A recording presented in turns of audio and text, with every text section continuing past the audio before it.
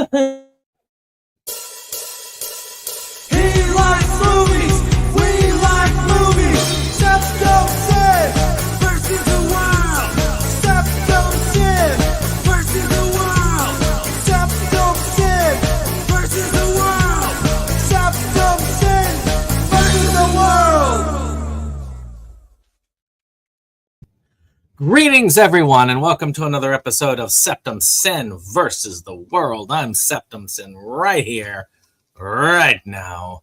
And, of course, I am broadcasting live for my channel and on Inside Movies Galore, which you'll see the little logo up in the corner there, just as a representation. So if you're watching it on my channel, of course, give Dave's channel love. If you're watching on Dave's channel, come give my channel love. We don't have to switch over, but hey, a subscription would not hurt for either one of us. A lot of good content on that. But, of course, as I say, I guess we gotta show you what we got. Show me what you got. I want to see what you got. Oh, boy. I don't know if that really represents the way the people feel about that here. For the time being, it'll just be me. But as people join, they can. And as per usual on these streams, and going into 2026, I'm going to be doing more of these streams as I try to finally clear up the giant backlog of pickups that I have. And here is Dave. So as I try to clear out the giant backlog of pickups that I have, I'm going to be doing a lot more of these in the next year. And, of course, you, fellow watchers, if I know you well enough on Facebook, or Dave, or Jake, or whoever else is on here that I know vouches for you, I'll send you a link to come on if you want to show stuff off, if you want to talk about these things. Of course, the comments are always open. As always, I will be willing to respond to that as well. So, how you been doing today, Dave? I've been doing okay. I'm going to be doing this topless, so give me a moment here. All right, give us a picture. Well, once I can get some room here, because I've got quite a bit to show off myself. Now that your box has shown up too. Yep. And I'll probably have enough to go on your next pickup video too. So. Well, yeah, I mean, I'll be here until about 8 o'clock, which case I will then need to get ready for Inside Movies Galore, where we'll be discussing The Grinch and the original Grinch, actually. I had to qualify that. And, of course, the Flintstones Christmas Carol.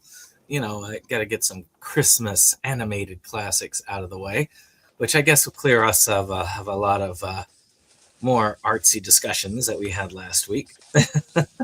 Oh, jeez. Yeah.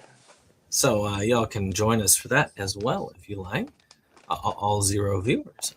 But if you're watching us on the pickup, like later on, and you're like, ooh, look, giant pickup, lots of movie pickups. Hey, check out Inside Movies Galore tonight if you have caught this before the 9 p.m. Eastern time. Correct. And we do like Ghostbusters do. We cross streams. Exactly. So, you know, and of course, if you're a member of Dave's channel, if you're watching on Dave's channel for this, of course, you should already be familiar with that format because they do the same thing. All right, so I'm going to start us off, and then we'll just go one by one. And as Jake joins us, we'll go one by one by one. And sounds good. Now, under normal circumstances, I would have, I'm mostly doing conversions right now, but I got 2 boxes in, as you can see. Woo!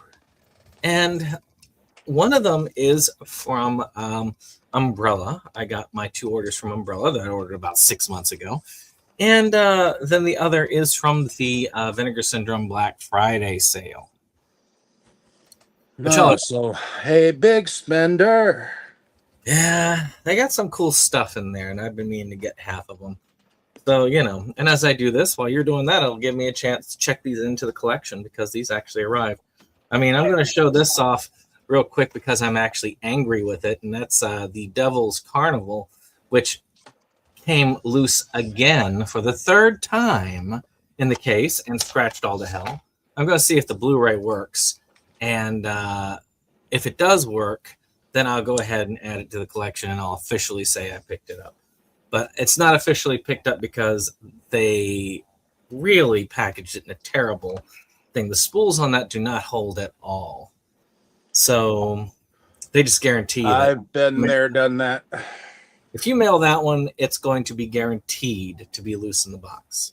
But the first one I'm going to show is actually a umbrella one. And as soon as I heard about this, I had to get it. And that is, they actually have their first anime release that I know of. And that is Angel's Egg, which I believe is a horror anime. I haven't seen it, but I've heard a lot about it. It is, I'm not exactly sure what the anime is about without actually reading the back, which has nothing about it on it. But I remember that this is a standard horror anime, and it's a classic horror. And I've been wanting to get it for a while. It's been on some lists. And I want to see. I've yet to see a horror anime that's actually scared me. I've seen a few that have disturbed me. But I've never seen any that have actually scared me. So, Yeah, the only one that has disturbed me was because I saw it when I was younger, Lily Cat. That one disturbed me. Yeah. This one has a lot of stuff. Has a 48-page booklet. Has original artwork with the rigid slipcase. Of course, we see that. Limited edition numbered release. This is number 157 of 10,000. It's got audio commentary with the writer and horror cinema writer Amber T. And the influence of Angel's Egg with anime expert Andrew Osmond.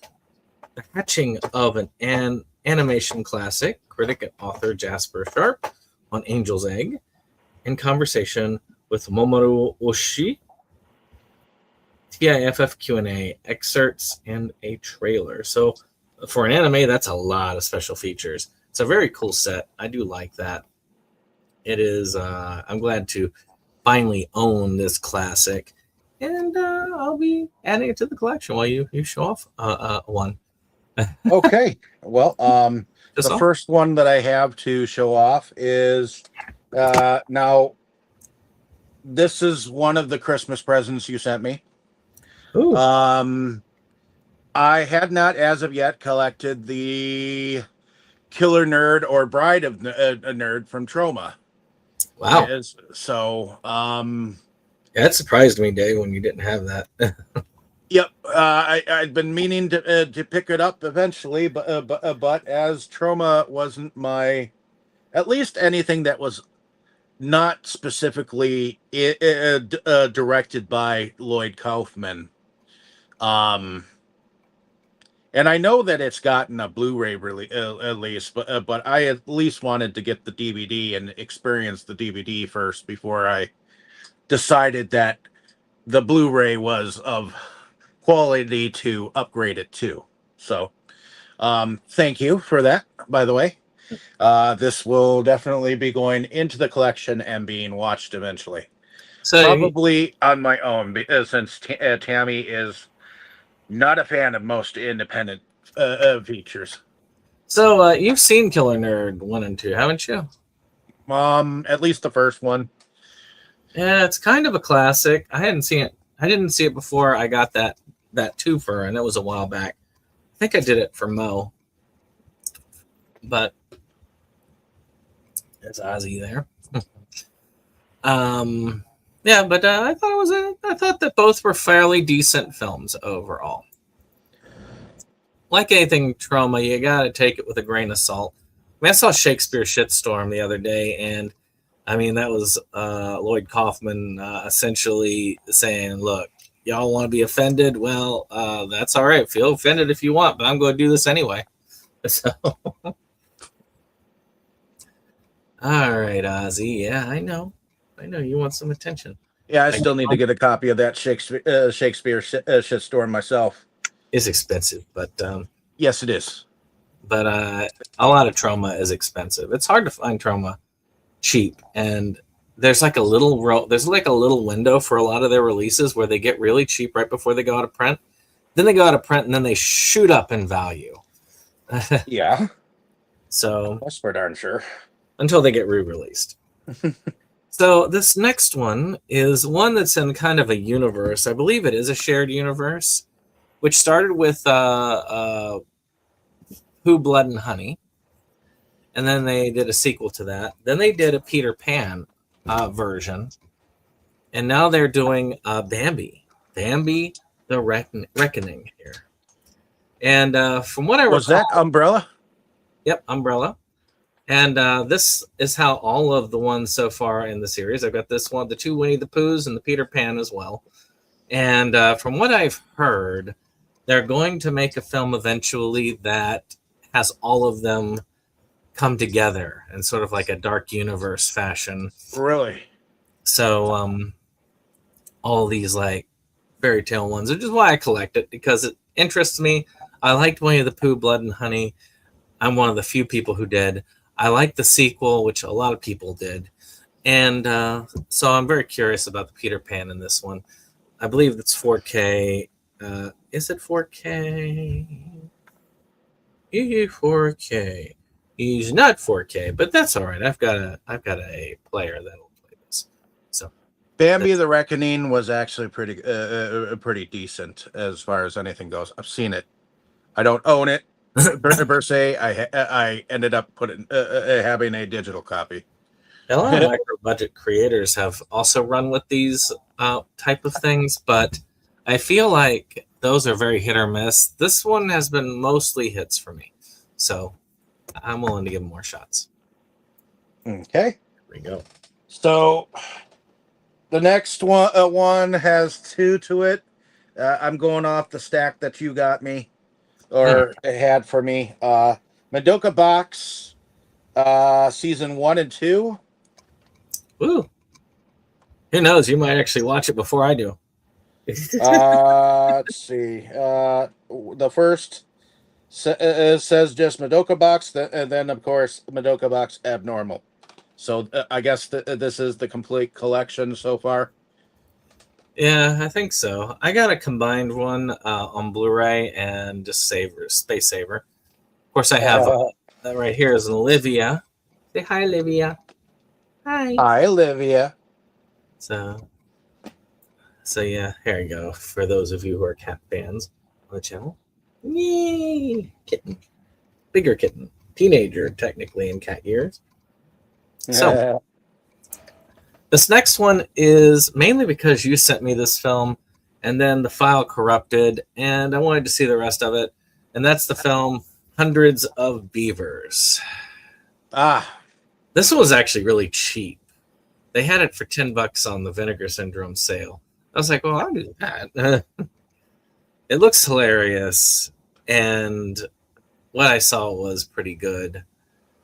So, you know, a drunken Applejack salesman must go from zero to hero to become North America's greatest trapper by defeating hundreds of beavers. Yes, this sounds like it is up my alleyway. It felt like and I believe it is directed by the writer behind Lake Michigan Monster. Even more reason. Just to let you know, it's from that area of filmmakers. So next.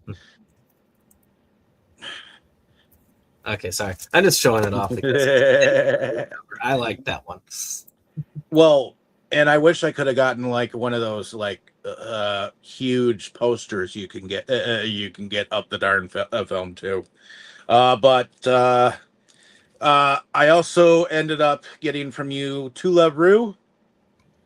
I believe the original series, which is about 26 episodes. Mm-hmm. And then I guess these are like OGs or. Well, that's technically second season. Moto to Love Rue is the second season theory. And then The Darkness Blu-ray discs. So, theoretically season 3 and 4, even though it focuses on a different character. Yeah. So the only thing there we do have They never The Toulouse stuff. they never released the OVA of that series, which is sad because it actually has storyline between season 1 and 2. Okay. But no, we didn't release that in America. So on that, but it's a fun series about this guy who ends up. It's very similar to Urusei Yatsura, where you've got an alien princess that ends up getting into a kind of becoming a fiance of this guy. Of course, the main guy in this one is a little bit perverted in a way, but nowhere near what Itaru was. Itaru was a horrible pervert character in Urusei Yatsura. Okay. All right, so this one I wanted to get, and I didn't hear, and it wasn't on the original release note when I ordered, but I ordered it separately because it did get a sale price, and they already sold out of the slipcovers, bastards. And that is a documentary of George A. Romero's Resident Evil. He did a commercial for Resident Evil 2, I believe, and a lot of this is about that. To me, it's kind of cool. They dug up a lot of film footage and all of that from this, and it's kind of cool to see Romero try to do a take on the Resident Evil universe, considering that universe was inspired by, well, his own creation, which is damn cool in my opinion. Really. Okay. So next is on Blu-ray. I'm assuming that this is Huela Magi Modica 1 and 2. Yep. And then this is Rebellion, which is the third movie. Yep. They're just the Asian releases of them. They are all they do play on all players. They are official. It is just the original Asian release, and for a while that was the only way you could get those movies. It also covers the entirety of the original storyline in those first 2 films, which I think you've seen those. And, yes, I have. And then the third one continues it on. So in a way, you were able to get the whole story without having to watch the original anime. Okay. So that's, it's a way of doing that. And it's good. I got a more recent release that combined them all together. Okay. So, one that I like that's gotten a Blu-ray release, and I could not help myself, was Cannibal the Musical, which is Matt and Trey's first feature film, from what I recall. And the people you know by South Park, actually by Trey Parker specifically. This is a musical about the Donner Party with lots and lots of special features and looking a lot better than my bare bones DVD of this particular film. It is quite funny. You do see a lot of their traditional humor in this that kind of makes it into South Park later on. I am glad to get the upgrade because, again, I think it's something that I want to have preserved for a longer time. And it's just kind of cool that way. Okay. Next, I have from DIP Entertainment. Evidently, this presents a blood creature, Subhuman, the Amityville Experiment. Thirsty for blood. Oh, yeah. And this is a Kunaki release, which I do believe that you ended up having this signed by the director or whatnot on the inside here. I ended up getting another copy from somewhere else. I think SRS picked it up. But yeah, I thought you might find that fun. Yeah, I'm definitely going to enjoy it. Looks like a puppet movie with some. It's the creature is a puppet. Okay. And I mean, it's a fun film. I'll give it that. And I'm going to eventually I've already stopped Amityville collecting for the most part.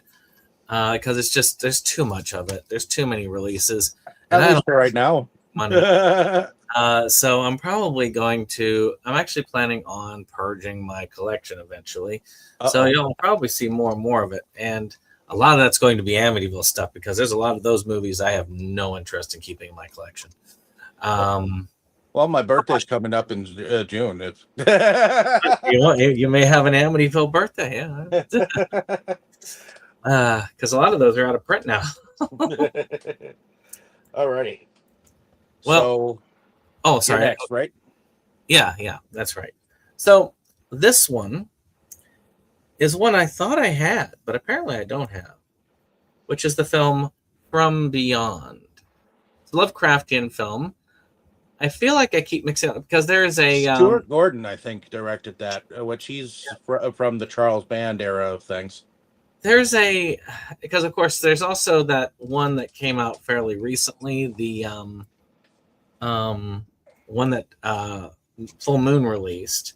Then on top of that, there was the version of this that what is his name? Did Halloween? John Carpenter did. So I thought that I had it already, but I guess I did not. And it's an interesting story about somebody who has managed to tap into a different dimension, very Lovecraftian horror wise. And they have like little suggestive pieces on their heads as they go.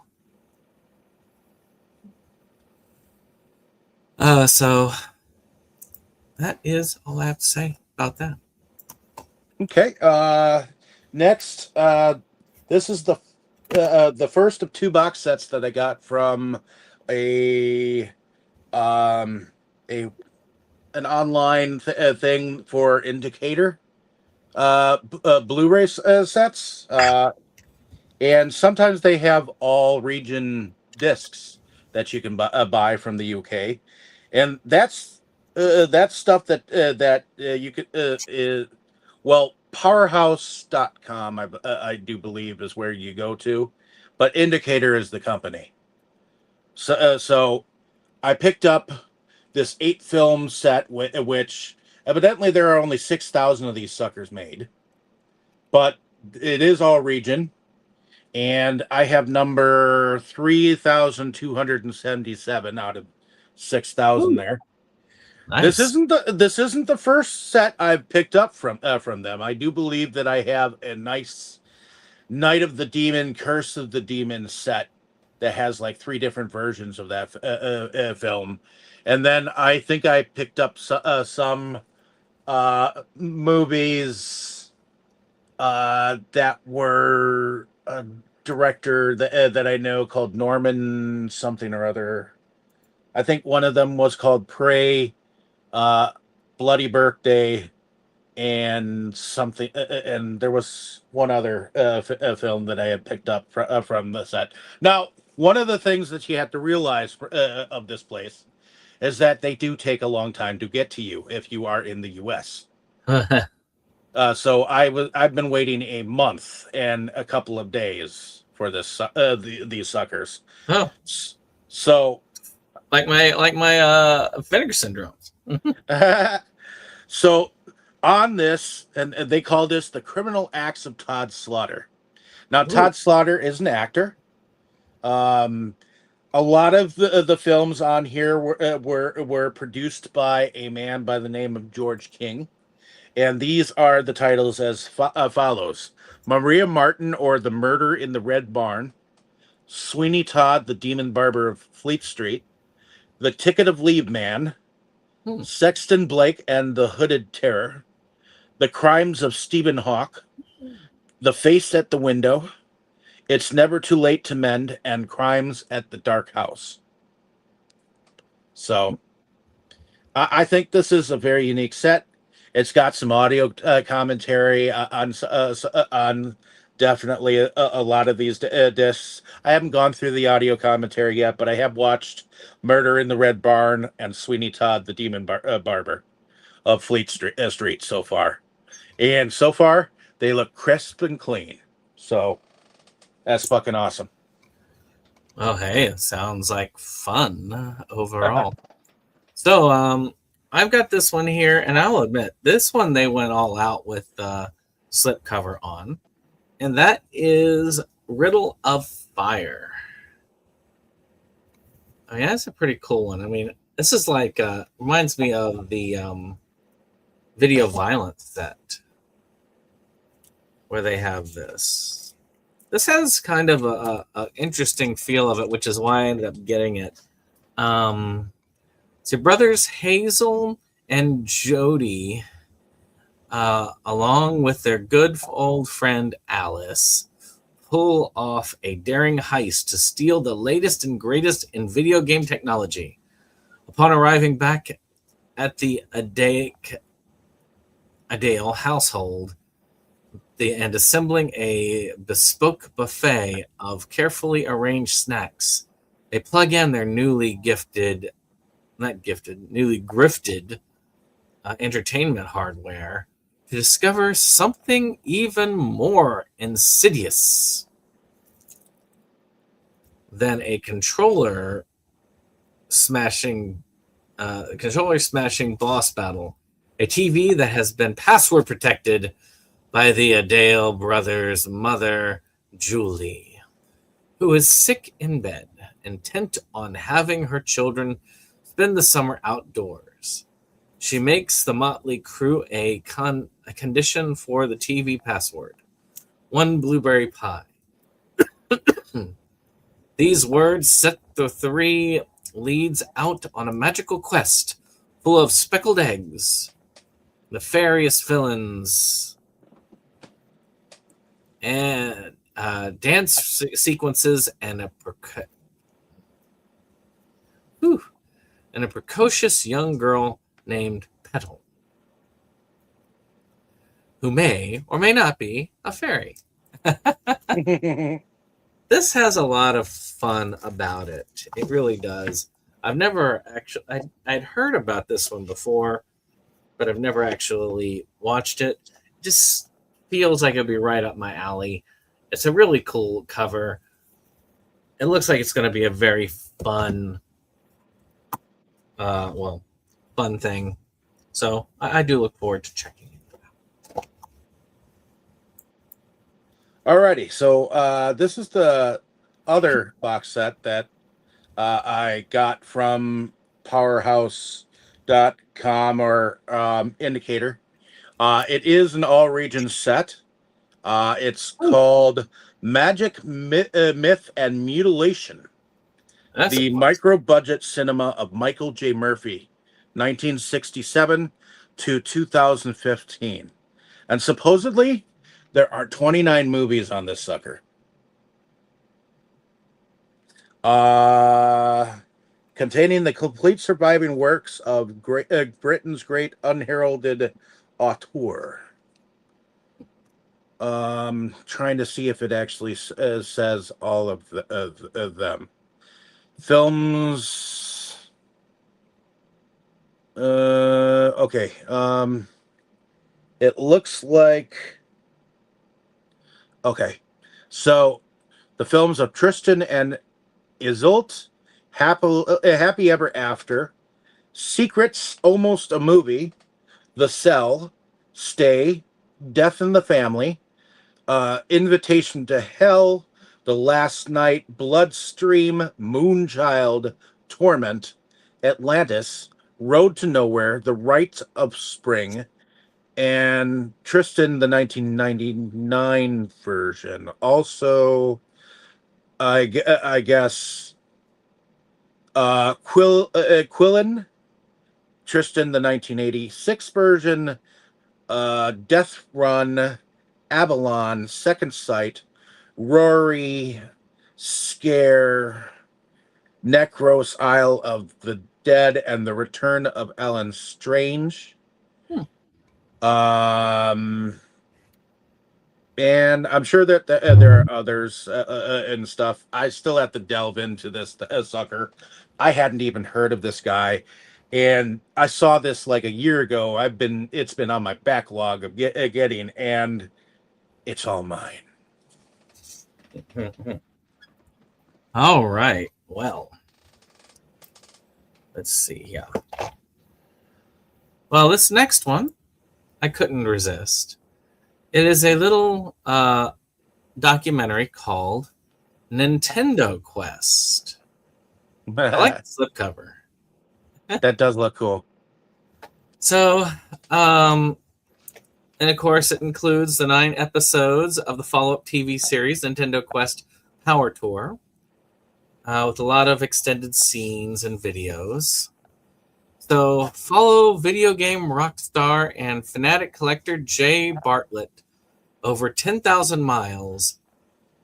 Pursues his dream to own a complete library of the original original Nintendo games. There's just one catch. He has to do it in 30 days with no online purchases. Watch as he meets allies along the way, rediscovers gaming's greatest offerings, and chases the ultimate 8-bit dream. So, and this is the other cover. Kind of like that one. Yeah. Nintendo was, I did have Commodore 64 when I was younger, but Nintendo really was my first real console. I mean, it's the console that I liked, because the Commodore 64, my mother got it for herself for the extra computing power it had, because it was a cheaper computer for her. She used it for typing and stuff like that. I got the Nintendo was just for me, so I loved it.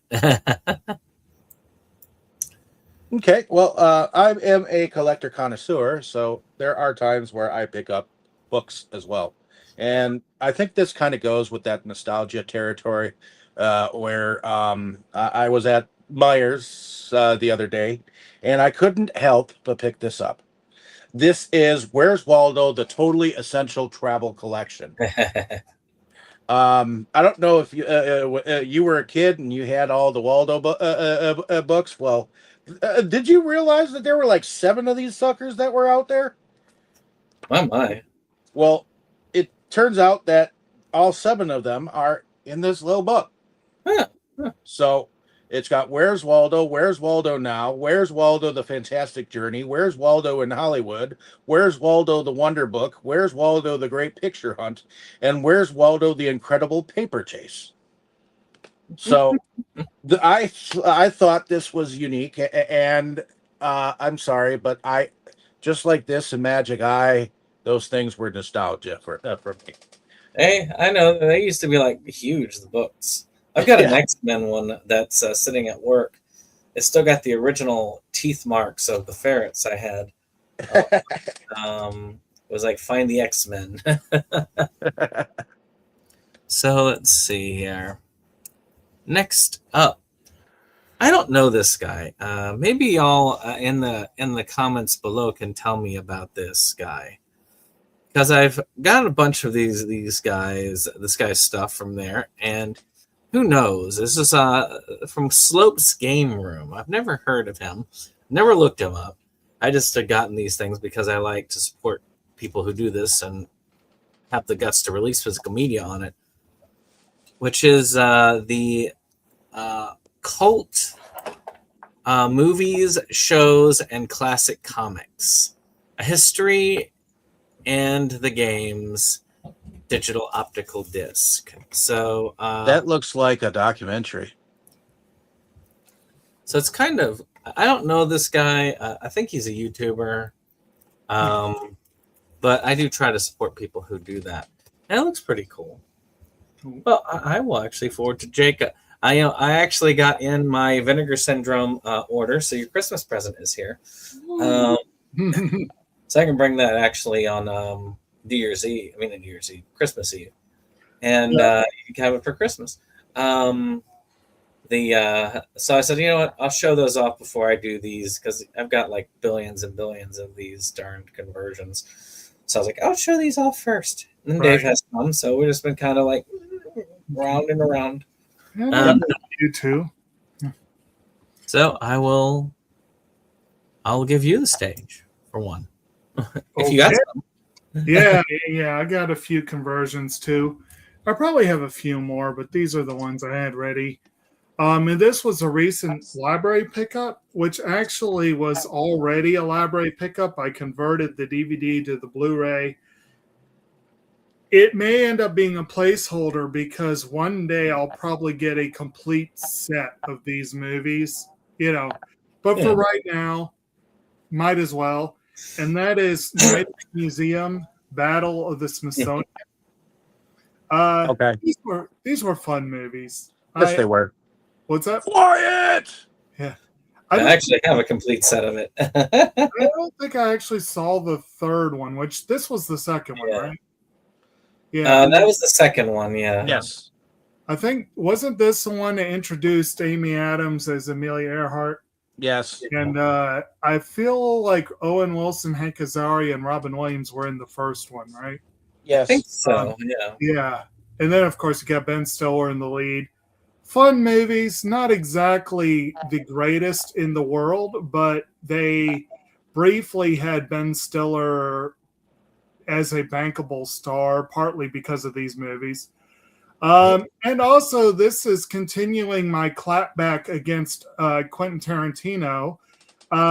Dude needs to get over himself. I admit Owen Wilson is not the greatest actor in the world, but he's one of the best actors at playing Owen Wilson. And he's usually a fun guy. And overall, is a solid cast. And like I said, one day I'll get the complete movie set. But in the meantime, I'm starting the process of getting them over to at least to Blu-ray. Mm-hmm. Yeah, I've got them all on DVD, but I do have a DVD set that has all three on them. Yeah, So okay. Okay. So, hey, Ozzy. next two are the two games that you sent me. Ooh. Xbox One Shredder's Revenge Ooh. and Skyrim, Oh which yeah, I have not delved into. And you said that Skyrim is addicting. Well, I guess we'll see. yeah. Actually, this is the time of year a lot of people like to do playthroughs of it. So this is a good time of year for it. It has its fans, that's for sure. Yeah, it is very addictive. I mean, I'm back into it again, which just goes to show you. The Teenage Mutant Ninja Turtles one, it is fun. I mean, they really did. If you like the '90s cartoon, you'll like that one. It was a lot of fun as a beat 'em up. All right, back to me. Woo. So only three more from this Vinegar Syndrome thing, and I'm back into my conversions again. Ah, All right, so I got this one because it looked amusing for the time of year. I might watch this sooner than later. I Am Santa Claus. oh, This is a documentary about people who play Santa Claus. okay. And I am very curious about it. I do like the way it looks. It looks fun. Hmm. It had a glorious slipcover that, of course, they couldn't get because they sold out, because Vinegar Syndrome sells out of their slipcovers very quickly. That's too But bad. still quite fun. I almost wish I had ordered Cannibal the Musical early enough to get the slipcover for that. Hey, Ozzy. How you doing? All right. Yeah.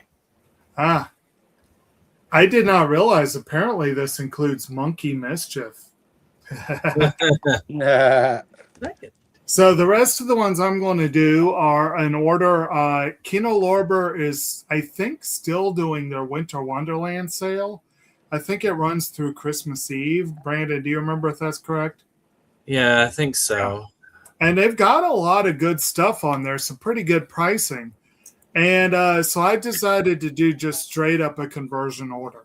And I had combed through my collection looking for things that could be converted, and ended up making a nice little order. I think I got everything that was on the sale that was a conversion, and then added a couple that were like marked down, but they weren't really part of the sale. And it's a pretty fun grouping here. So the first one is another conversion of a library pickup that I had not yet seen. I've never seen this movie. I read the book years ago and I've wanted to see the movie. And that is an adaptation of Michael Crichton's The Great Train Robbery, which stars Sean Connery, Donald Sutherland, and Leslie Ann Down. Good movie. It's a John Foreman production. Wait a minute. Was this directed by Michael Crichton? Was it? Yeah, I think it was. Really? Wow, I did not realize that. So, directed by Crichton based on his book, and he wrote the screenplay. So, that could be if you will, a train wreck. But I believe the movie has a decent rep overall. And again, Connery and Sutherland, it's going to be entertaining, almost surely. I've been wanting to see this for a long time. I just never got around to watching it when it was sitting on the shelf. But I saw it once upon a time myself. Yeah. I saw the opportunity to upgrade it to Blu-ray really cheap, and I was like, yeah, I'm doing it. So I look forward to eventually watching this one. All right. Yeah. Let's see here. Dave. All right, so now I'm going to show the two made movies and a bootleg that I got from you Brandon. I do believe this is an official bootleg of the series Teasing Master Takagi-san. Well, that is because of how evil Netflix is that I have 2 copies of that bootleg. And thanks to this being a limited movie on a what did you call it? NFT. Yeah, NFT. It was an NFT movie, the first of its kind. So only 1,000 people were allowed to have it if you were crypto bro. But thanks to the Internet Archive, we were able to stick a copy up onto a Kunaki disc. They keep taking it down, but it keeps coming back up. And then I don't know how, but I got a crowdfunding disc of Desert Fiends. Yeah. So this suddenly just showed up in the pile from you for Christmas. So who knew? Well, I will say, Teasing Master Takagi-san is an interesting case because the first season has a legal version that's come out. Season 3 has a version that came out from a different company, Sentai. The movie, also, which is what wraps up the series, has come out. But the second series, which is exclusive to Netflix, has not come out. And why? Because of Netflix. Well, and that's why so many people are concerned if Netflix actually gets a hold of Warner Brothers. Will they ever put anything to disc ever again? Well, they have put stuff to disc. So it's not very likely, but they have put some things to disc. Now, it's hard to say what they'll want to do with it, but at the same time, I feel like that's a damned if you do, damned if you don't scenario. Paramount gets in touch with it, well, it's another meh situation. Okay. Heading over to you, Brandon. What do you have? Well, I've got a cat, apparently. Hey, Olivia. Yeah, she wants love right now. She's a very loving cat. Going for that shoulder. Love and marriage. Love. No, sorry. So this one is Chris Claremont's X-Men. Oh. Again, I saw this, and it was relatively cheap on the sale. A lot of that was that story is that, hey, this is not that bad. I'll get that. In 1970s, the X-Men was on the brink of cancellation, but Marvel decided to give the title one more shot. Young writer Chris Claremont was tasked was tasked with writing a new team of international X-Men. 5 years later, it became the biggest title in comics, and Claremont one of the comics' biggest stars.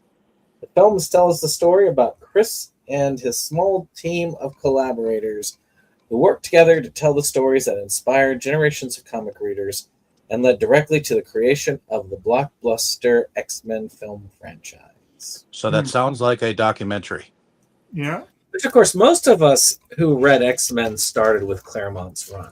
Oh, I collected the X-Men trading cards at one point in time. Yeah.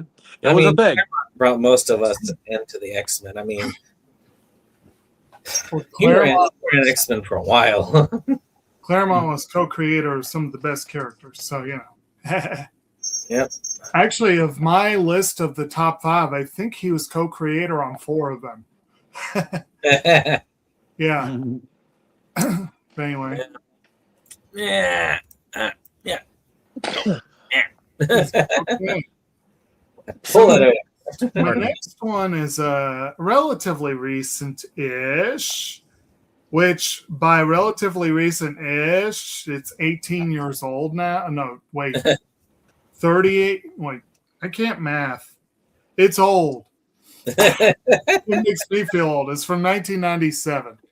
So it's a film by Frank Oz with one hell of a cast. And now is a movie called In and Out. Ah. You got Kevin Kline in the lead. You've also got Joan Cusack, Matt Dillon, Debbie Reynolds, Wilford Brimley, Bob Newhart, and Tom Selleck. So Brimley and Selleck, you got the dueling mustaches there. That's kind of cool. Brandon, I'm surprised you said you didn't like this because it's got your boy Bob Newhart in it. I don't know why. I don't know why. I never really enjoyed it.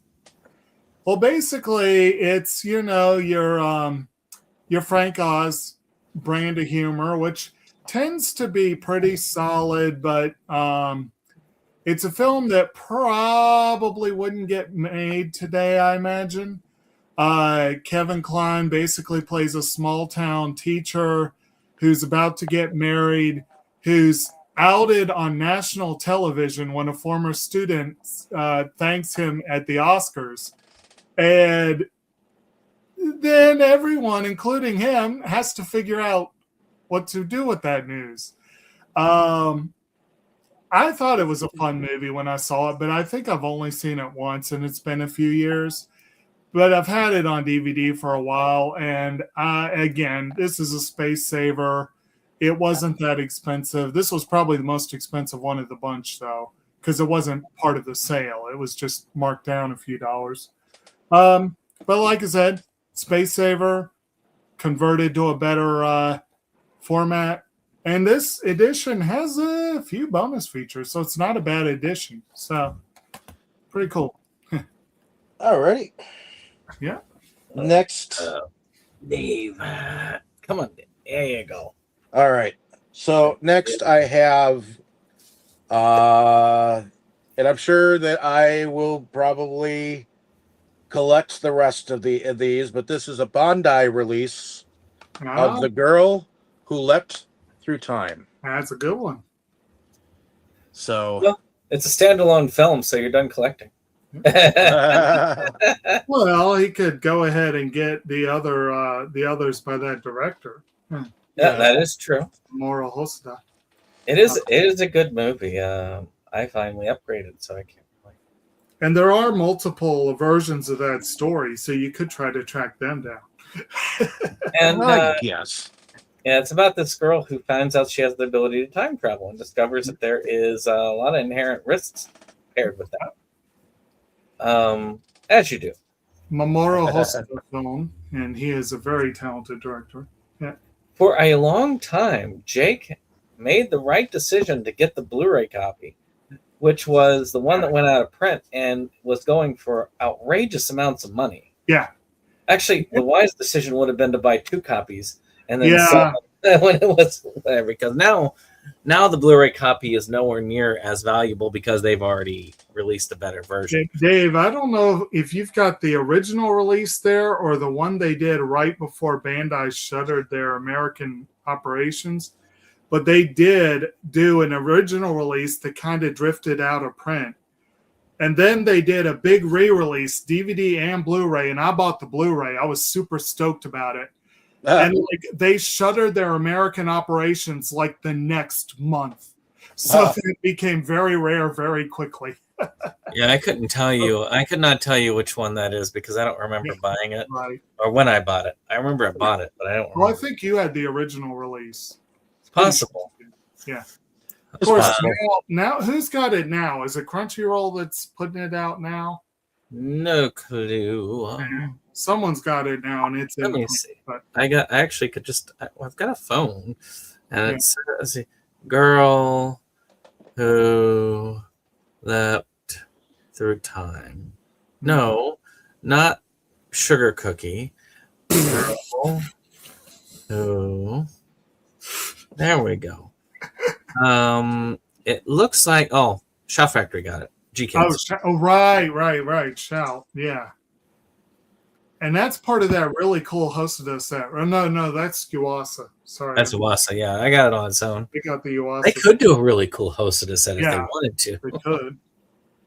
All right. So this one is one I'm thinking Dave has seen. I don't know if any of us have seen it. And that is the film Reefer Madness, the movie musical. Yes, I have seen it. Now, although I wish I had that. Now, of course, the guy with the fancy slipcover. I couldn't help myself. Reefer Madness is hilarious to watch on its own, and having a musical for it, I couldn't help myself. It's funny because they came out with a whole bunch of scare tactic, public service announcements, and a lot of them were just straight commercials to say no to drugs, say no to everything. Something that your Dare program would probably put on for you, or that Smokey the Bear would probably endorse. True. Well, I will move it over, and I be back. Gotcha.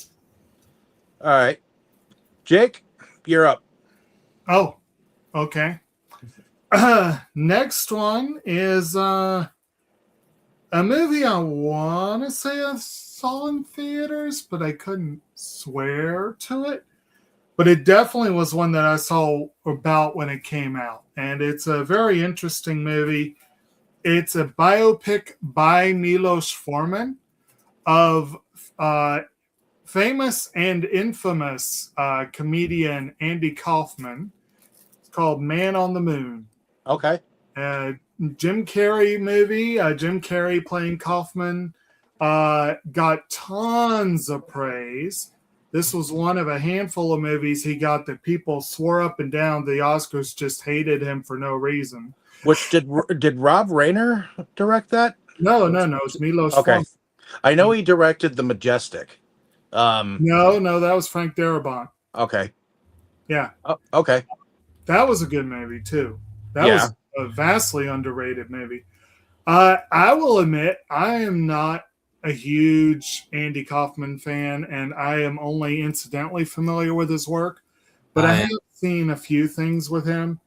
And from what I've seen and what I've heard, Carrey did a really great job of bringing the character to life. You've got a number of people.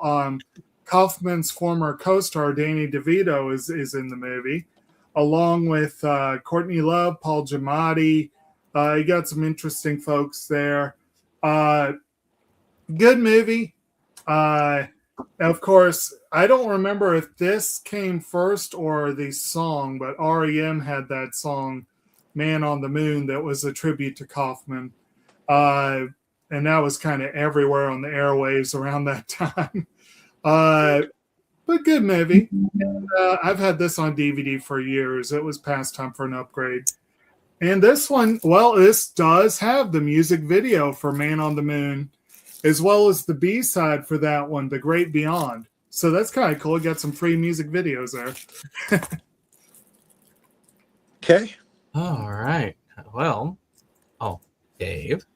Alrighty. Next is an oldie, but from what I understand, a goodie, called Oh, Lost Horizon. it is indeed. Yep, Um, which supposedly. Frank Capra directed this, the same director as I believe It's a Wonderful Life. Indeed. Yep. So, Uh, brand new, still in his package, Mhm. which means Brandon never tried to open it until he Yeah. got the Blu-ray. oh yeah. I mean, I got that Capra set, and I didn't look back. That Capra set is just so awesome. That is awesome. I got a Yeah. really cool DVD set, but that set's even cooler. I had a cool. I think I had that same set, but Yeah. I just that was an upgrade of that one, really. But I've Actually, already shown I'm that off. trying to remember if that movie is on the Capra set. I think it is. It is. The, Well, I don't know if it's on. I don't think it's on that set. No, but it's not the one I have. No. Yeah, it's on the Um, one I have. But yeah, The one thing that sucks about Lost Horizon is, if I remember correctly, there's a missing reel. I think the full film no longer exists. uh, It's unfortunate. It's either missing or damaged. I can't remember exactly. let's see. I guess it's my turn. It Well, we're is. back on with upgrades from me again, Hmm. which is weird for me to do a DVD upgrade of a DVD film, but I really didn't feel like the sequels were worth getting them separately. Hmm. And that is the Open Season collection. Now, I will say the first film is the only one worth anything in this. I haven't, maybe Scared Silly is good, Hmm. but the second film is a lazy film. The third film was a little bit better, but that second film was lazy. The animation looked like they cut a lot of budget for that sequel. Hmm. So Boog, who is the bear, is a bear that was raised in captivity and finds himself released back into the wild and having to deal with that, even though he likes creature comforts. Hmm. And the rest of them are kind of his friends as they fight the hunters in that one. Hmm. The others have different variations. I like the first film, and maybe one day I'll just say heck with it and get rid of the other three and just upgrade the first one to a Blu-ray. But I don't know.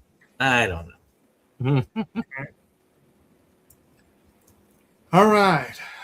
I will also be going for an oldie but goodie. I'm not sure how old Open Season was. That was but this one we're going all the way back to 1963, so not as old as Lost Horizon, but you know. But this is a good, solid film. One of the films for which Sidney Poitier is well known, and that is the movie Lilies of the Field. Great movie. Love that movie. It is a solid one. And it's directed by Ralph Nelson, got Jerry Goldsmith score. Poitier, I believe, won the actor award for this one. And the movie was up for Best Picture, and you got some other folks in there.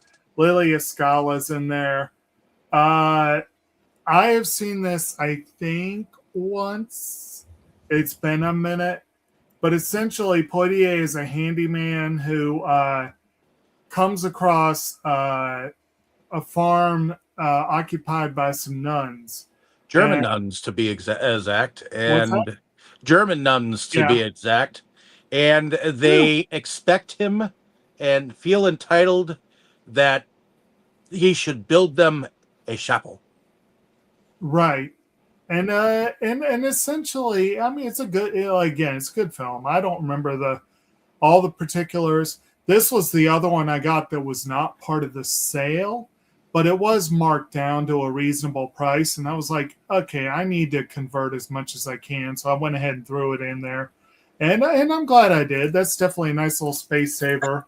Doesn't have much in the way of bonus features, which is disappointing. But I had a pretty bare bones copy to begin with, so it's still an upgrade. Well, Mine is not going to be up yet because Dave's turn. All right. Trying to decide. Okay. Might as well go with this one. This is my last time wearing this hat officially. This is a lie. Well, I'm still going on your stack because I got quite a bit from you. Merry Christmas. Thank you. So this one is a live action version directed by Tetsuya Nakashima called Kamikaze Girls. That's a good one. So I don't know what this is about, but it looks like it will be super cute and a bonding odyssey, like it says on the back. So you remember what it's about, Jake? I remember I liked it. It's one of those odd pairing, sort of. You wouldn't expect them to be friends.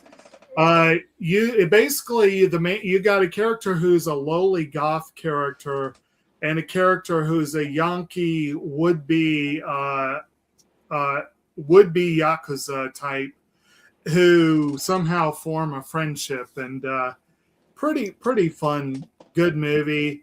Anna Tsuchida and Kyoko Hukata are in there, and I have that edition. I got the discotheque upgrade to Blu-ray, but I may actually keep the DVD because apparently it has like a music video that's not on the other release, and I don't know. It might be worth keeping, but well, that's all right. I don't know if I'll watch any of the special features anyway.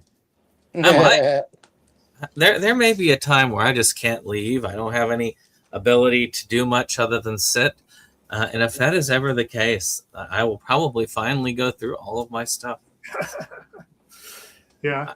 It's not like I'm not watching on a regular basis anyway when I have the chance. I mean, today I didn't have a chance to do much because a lot of people came in at work, so I didn't have any downtime today. Except for I did have enough downtime that throughout the day, on 5 and 10 minute increments, I was able to watch Rudolph the Red-Nosed Reindeer for the Vlogmas. Okay. I think of it like very long commercials, like hour to hour and a half commercial, apparently, that I'm going through as I do my job. And then I come back and then while I'm doing notes, I watch 5 to 10 minutes more. I did watch the Island of Misfit Toys scene. Yes. Yeah. Actually, I like that. So I like that version that Glee did of that. Yeah. All right, my turn. This is an oldie, but one that needed upgrade. And this is actually an old school Blu-ray, back when they were like really trying to show off Blu-ray. And that is the Blu-ray version of the Jack Nicholson film One Flew Over the Cuckoo's Nest. Okay. Now, this is one where you've got a guy who basically was using his insanity to try and get out of jail time. There's the back of it. And it has a couple of things. It has the making of, additional scenes, trailer, and commentary tracks. And this is what they call a digibook, which they don't do those anymore. But you got like the little booklet with a lot of art and stuff there, and then you got the main film. I think I watched this last when we covered it on Inside Movies Galore. This has a very sad ending. Yeah. But is a very well acted piece by Jack Nicholson, and is a very good look at the mental health system as it was. Not is. A lot of people like to say it is like that now, but how it was back in those days. Can't knock that Nurse Ratched. Oh yeah, she my favorite character. She continues to make the conversation again and again and again. A few days ago, I saw a list of greatest human villains, and she was on the list, and I'm like, yeah, I can see that. Memorable characters. Indeed. One that doesn't have as many memorable characters, which is kind of a shame, given the cast that you have here,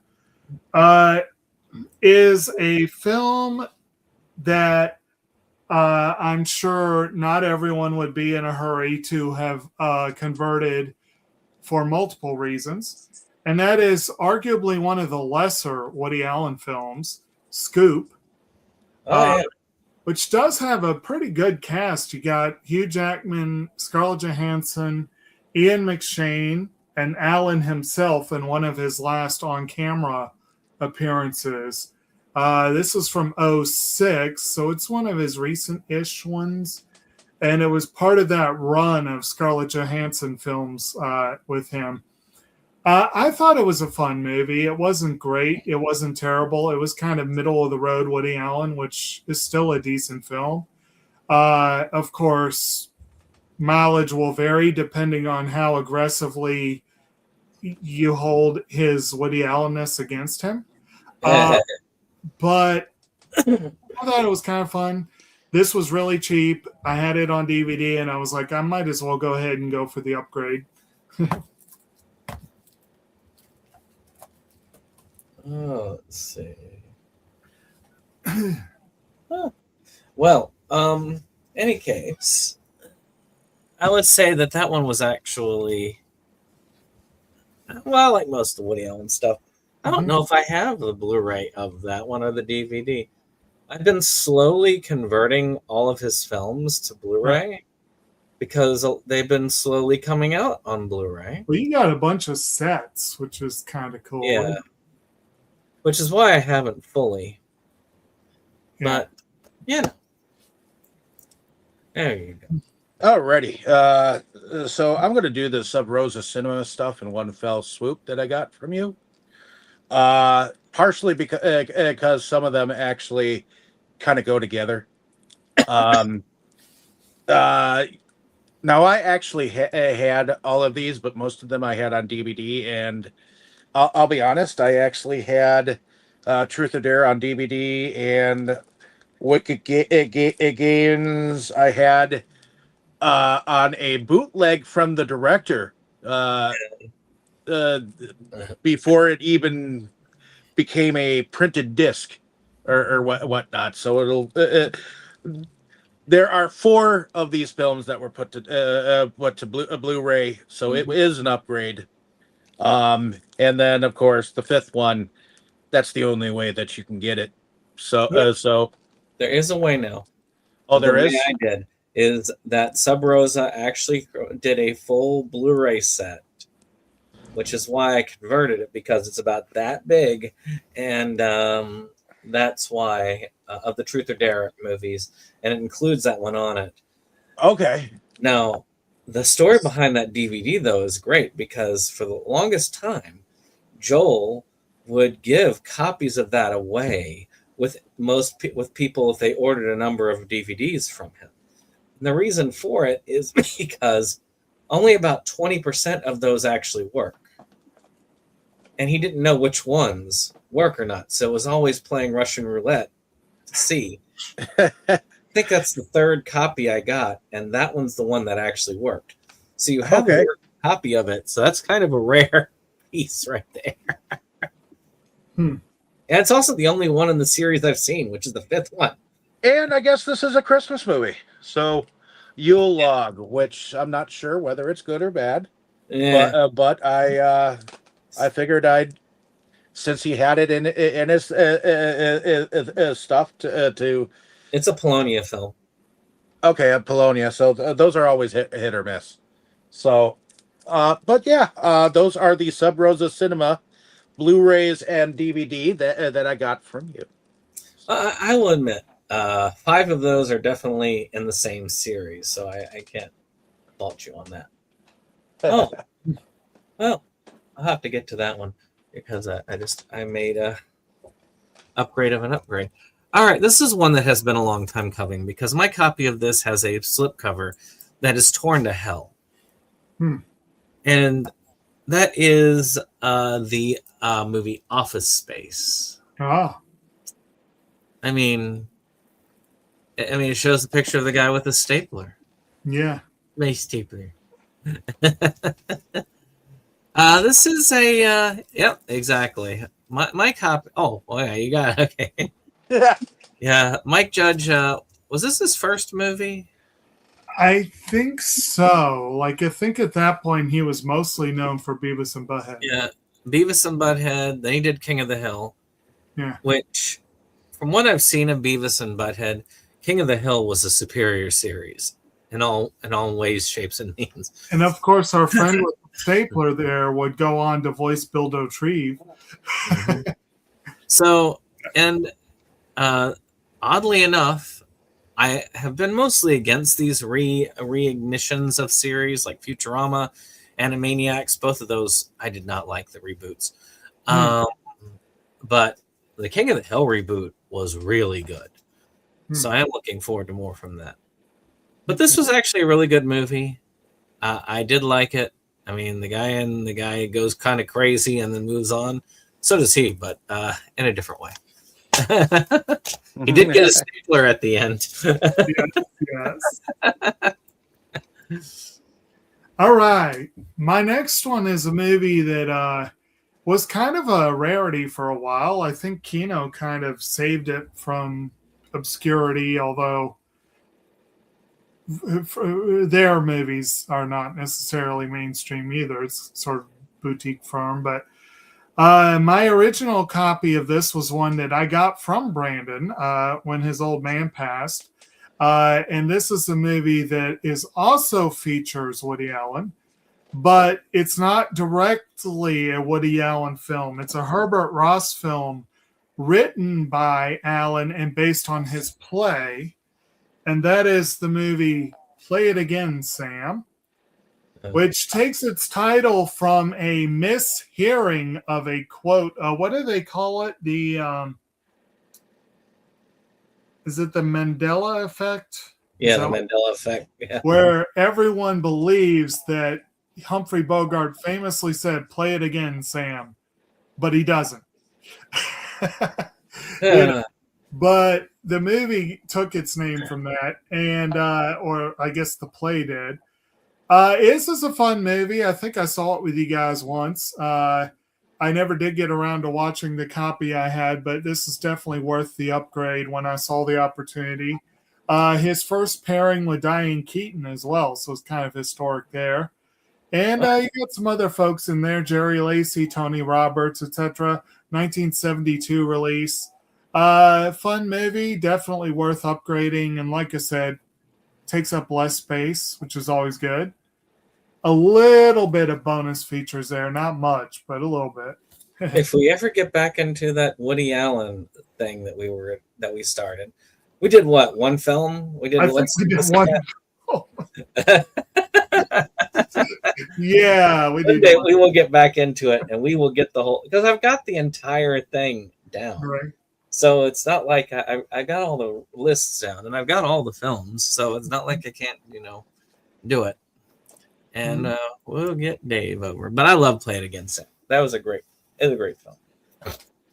Alrighty. So you happened to have two releases that I wasn't sure if I had one or the other, but now I have both.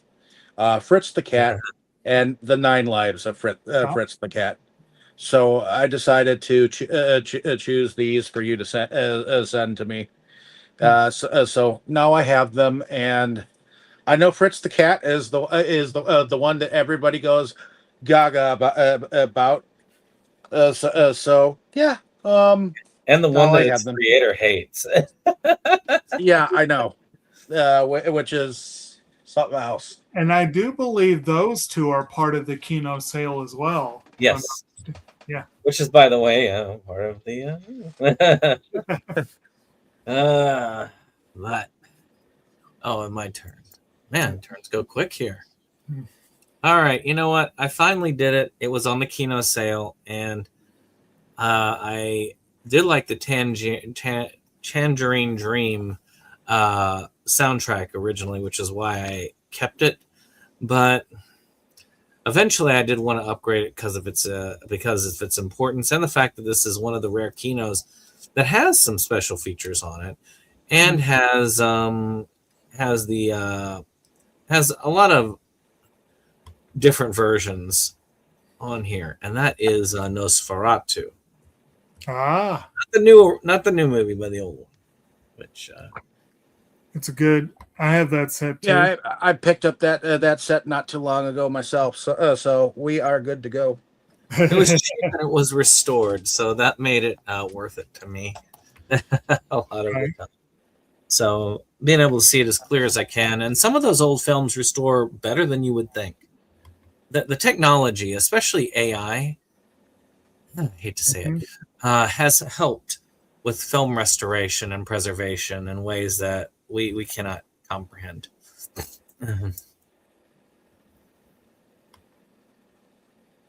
Though we could do without the AI, just hire some extra people and save the planet a little bit from those deep data sets. Mm-hmm. All right, Jake. Okay, I was just looking at one thing really quick. So next up, this was one that back and forth a little bit because I feel like one day someone will put forward a complete collection of these films, and I'm going to want to have it. But in the meantime, in the 50s, maybe starting the end of the 40s, going into 50s, in Britain, Ealing Studios did a series of comedies that are very well regarded that starred Alec Guinness. And 3 of those films were on the Kino sale. I already own Kind Hearts and Coronets, although I had to double check to see. And I managed to hold off on The Man in the White Suit just because I was trying not to be getting a bunch of brand new stuff. I was trying to stick to conversions. But there was one that I had on DVD, and I went ahead and sprung for the upgrade. And that is the film that was the basis for one of the weakest Coen Brothers films, The Lady Killers. I've almost done that. Which also features, in addition to Guinness, you've got Cecil Parker, Herbert Lom, Peter Sellers, and Danny Green, along with Jack Warner, Frankie Howard, Katie Johnson. You got a really impressive cast there. Alexander McKendrick, the director. For those who don't know, it's basically, and the Coen brothers borrowed the same basic plot. You have a theme, a group of criminal and low-life types who ingratiate themselves to a kindly old lady and try to bump her off in order to, I think, collect on her for the Coens did a thing where they tried to bump her off so they could drill into a nearby casino. Yeah. I don't remember precisely what they were doing here. Oh yeah, okay. They're still trying to do a robbery. It's the same thing. They're trying to use her place as a stage of operations, and they end up deciding to bump her off, and it does not go according to plan. This is a fun movie. It's been a while since I've seen it. There are a pretty decent number of bonus features on this. This is a nice edition. And I had a decent DVD edition, but again, this is a nice little space saver. It's a good placeholder. One day, I'm sure Criterion or Arrow or someone is going to put out an awesome collection of these. But in the meantime, whatever. I'll pick them up. The Coen Brothers one could get on there, and maybe it's an extra. Well, and I still think it'd be kind of cool to see that as a 2-pack. And the Coen film did have 2 things going for it. Irma P. Hall is the little old lady, was phenomenal. Yeah. And people, I think Tom Hanks was underrated. It was one of his broadest roles ever. He went way over the top channeling the ghost of Colonel Sanders. And it was hilarious. Yeah, he was good in that one. He was overacting, but that's kind of what you did that with. Right. All right, Dave. All righty. So, I am so thankful that you had these available for me, because when I went and tried to play one of my discs when we were covering these films because Tammy had put them forward, I was like, "Fuck!" Now I gotta find a set to upgrade these. Well, you ended up having the Shrek Oh yeah. set available, and I had actually never had the Puss in Boots or Puss in Boots 2. So the only thing it's missing is Shrek the musical, I think.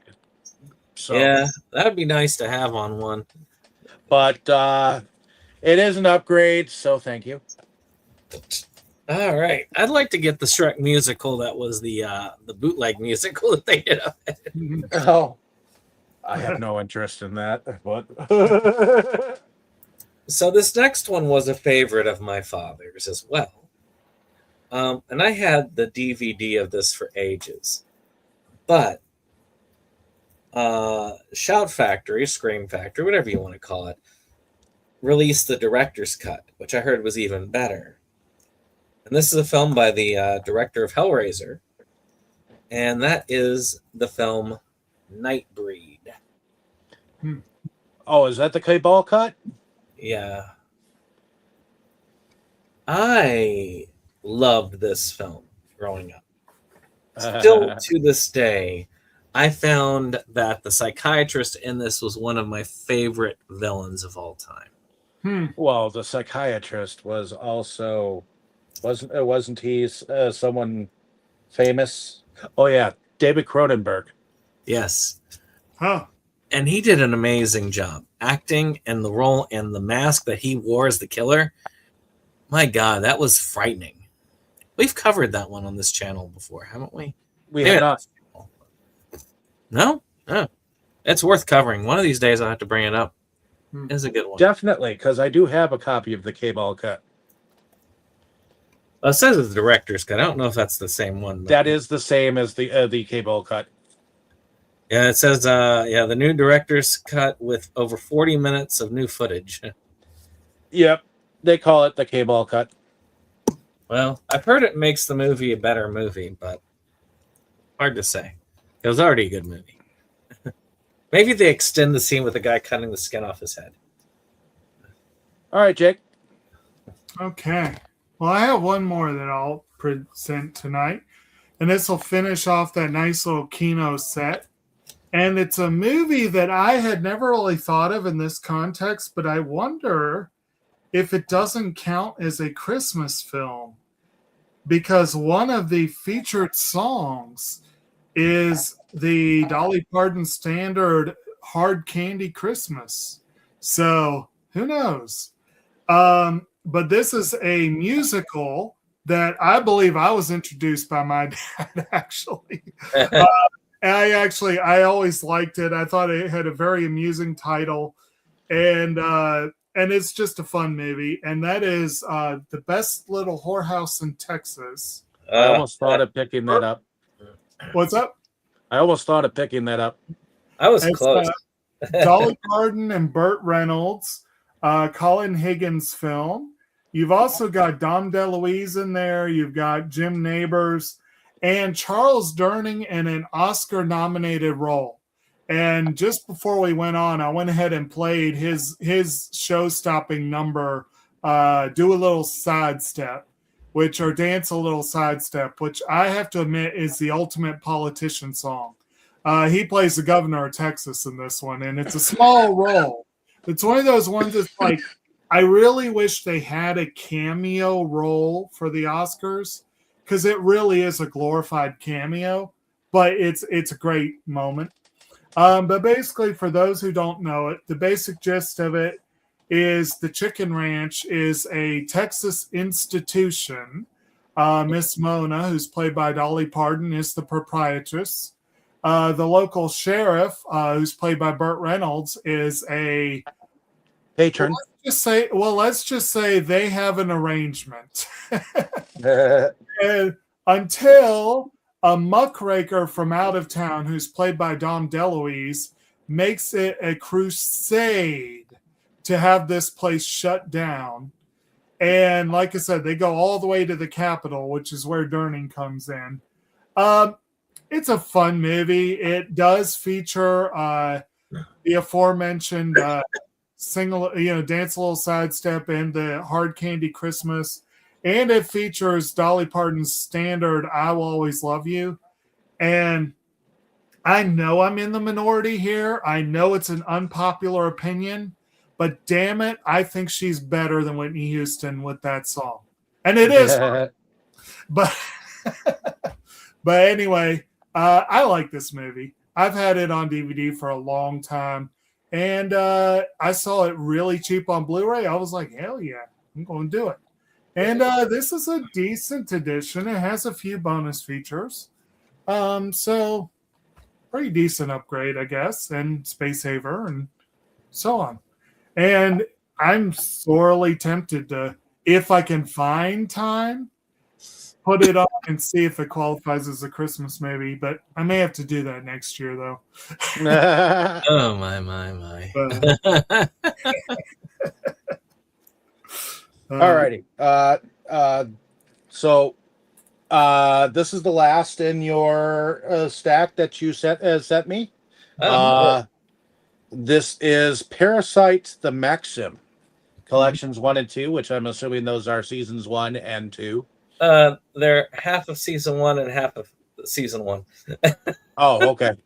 Yeah. So I guess it's a full season on several discs.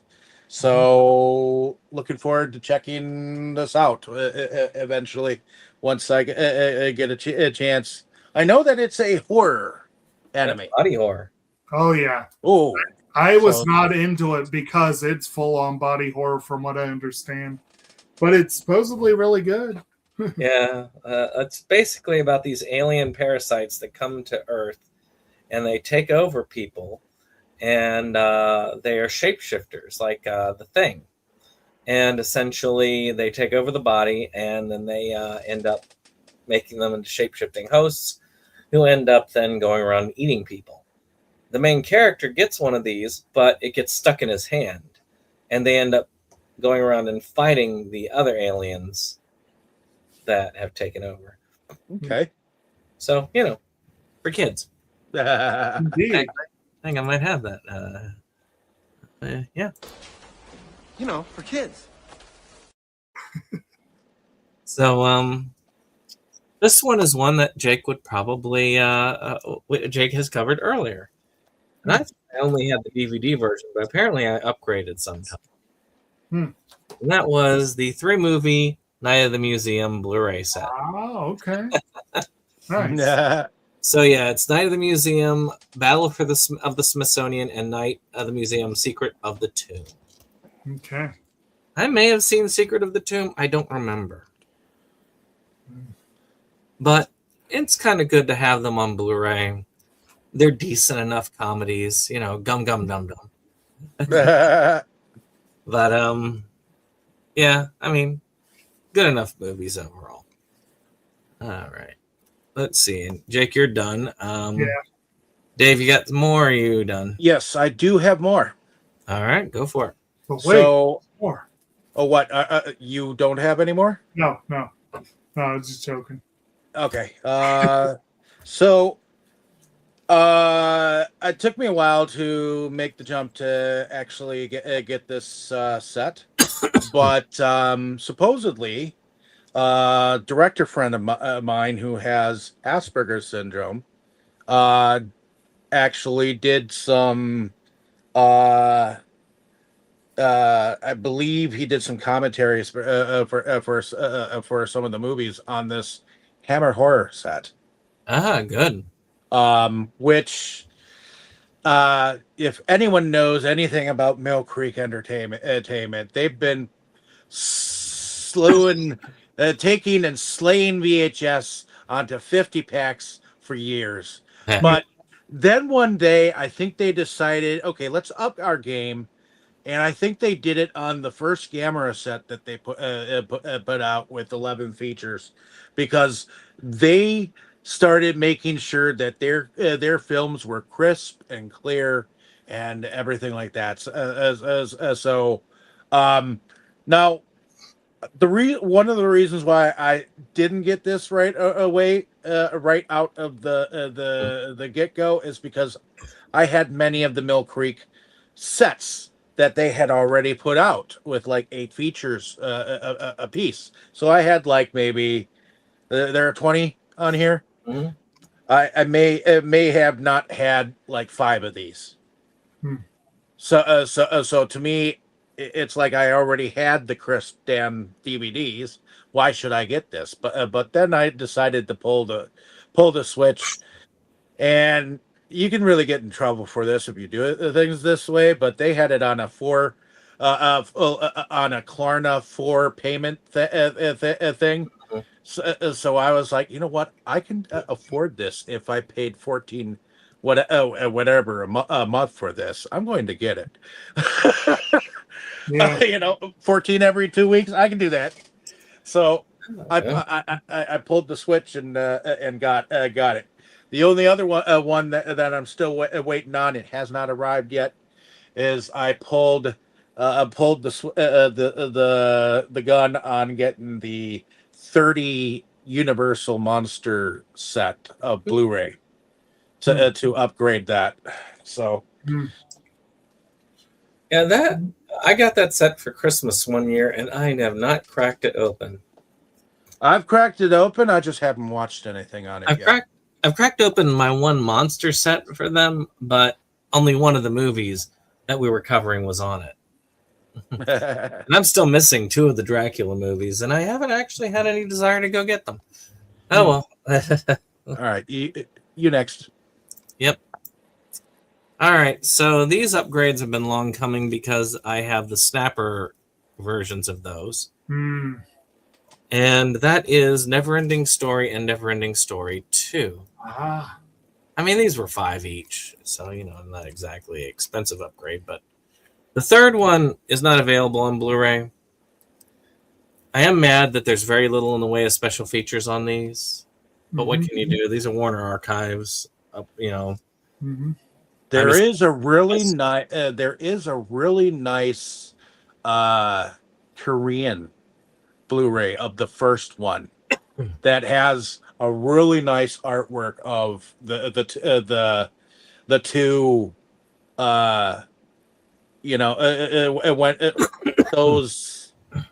those guardians that he goes and up against and has to like jump through.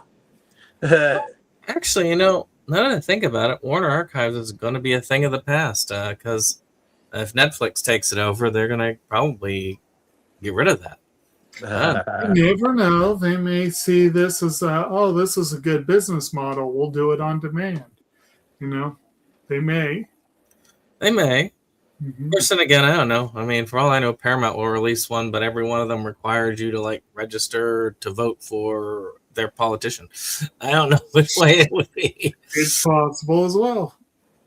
So, all right. I guess then it's back to you, Dave, I guess. Yep, I do.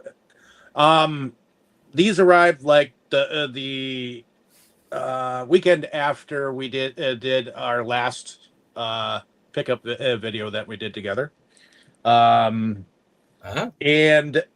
I had originally had the Jacker DVDs from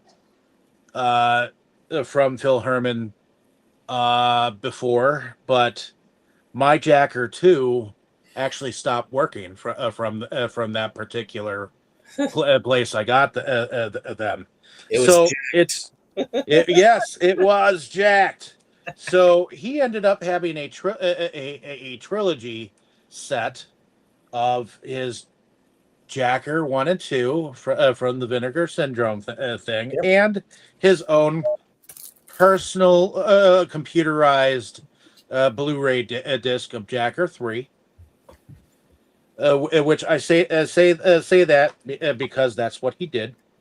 It's not a printed disc, so, but it looks pretty good as far as anything goes.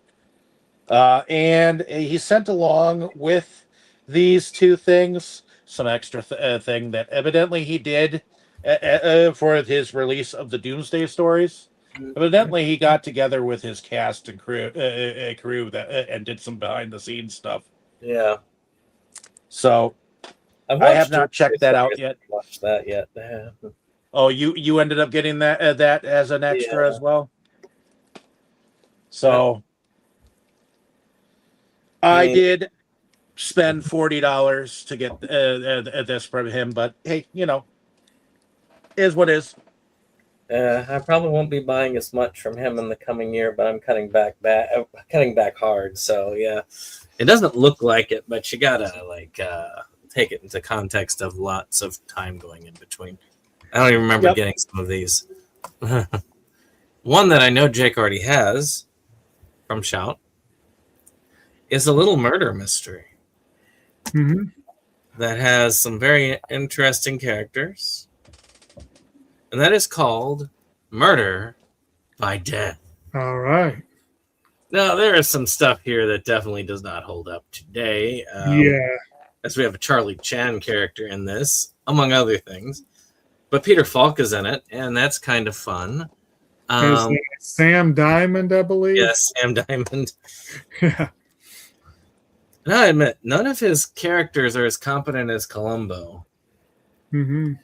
One of my favorite Falk appearances is in The Great Muppet Caper, which is where he just sits there with Kermit, and he just makes all these wild assumptions. And Kermit's like, everything you said is absolutely wrong. We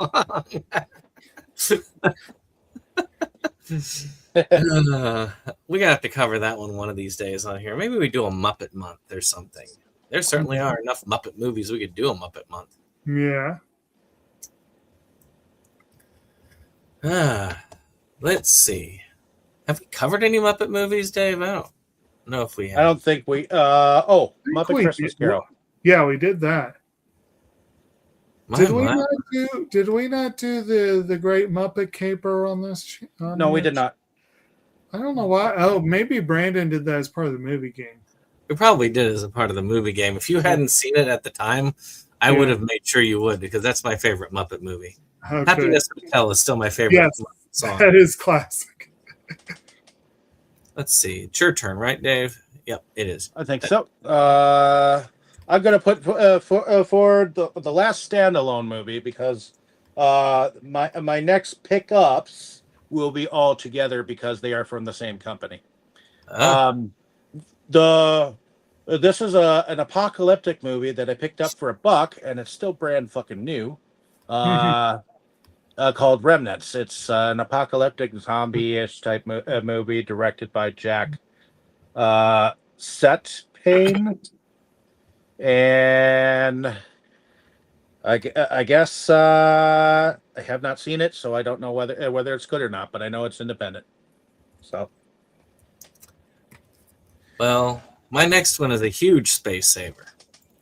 For those of you who know what I'm talking about, you will when I do this, if you've seen the original DVD set of this. And that is Monty Python's Flying Circus on Blu-ray. Yeah. Now, if you've seen the original release, it is huge. I have a DVD release that is greatly condensed from yours, and it's still a lot bigger than that. Yeah. So, well, that's the beauty of Blu-ray. It can hold. Yeah, exactly. It is hit or miss. I always found Monty Python hit or miss. Yeah. In Flying Circus, but it is a classic. It is worth having in any collection, and there are some amazing sketches. Oh yeah. That are in that make it worth having. I mean, the whole. Pretty much a lot of the classic ones, including the ones that they repackaged in now for something completely different. I mean, they had that live one that was back there where they said, Albatross for sale. Nobody wanted to buy the Albatross. I don't know why. But I will take it over to Dave.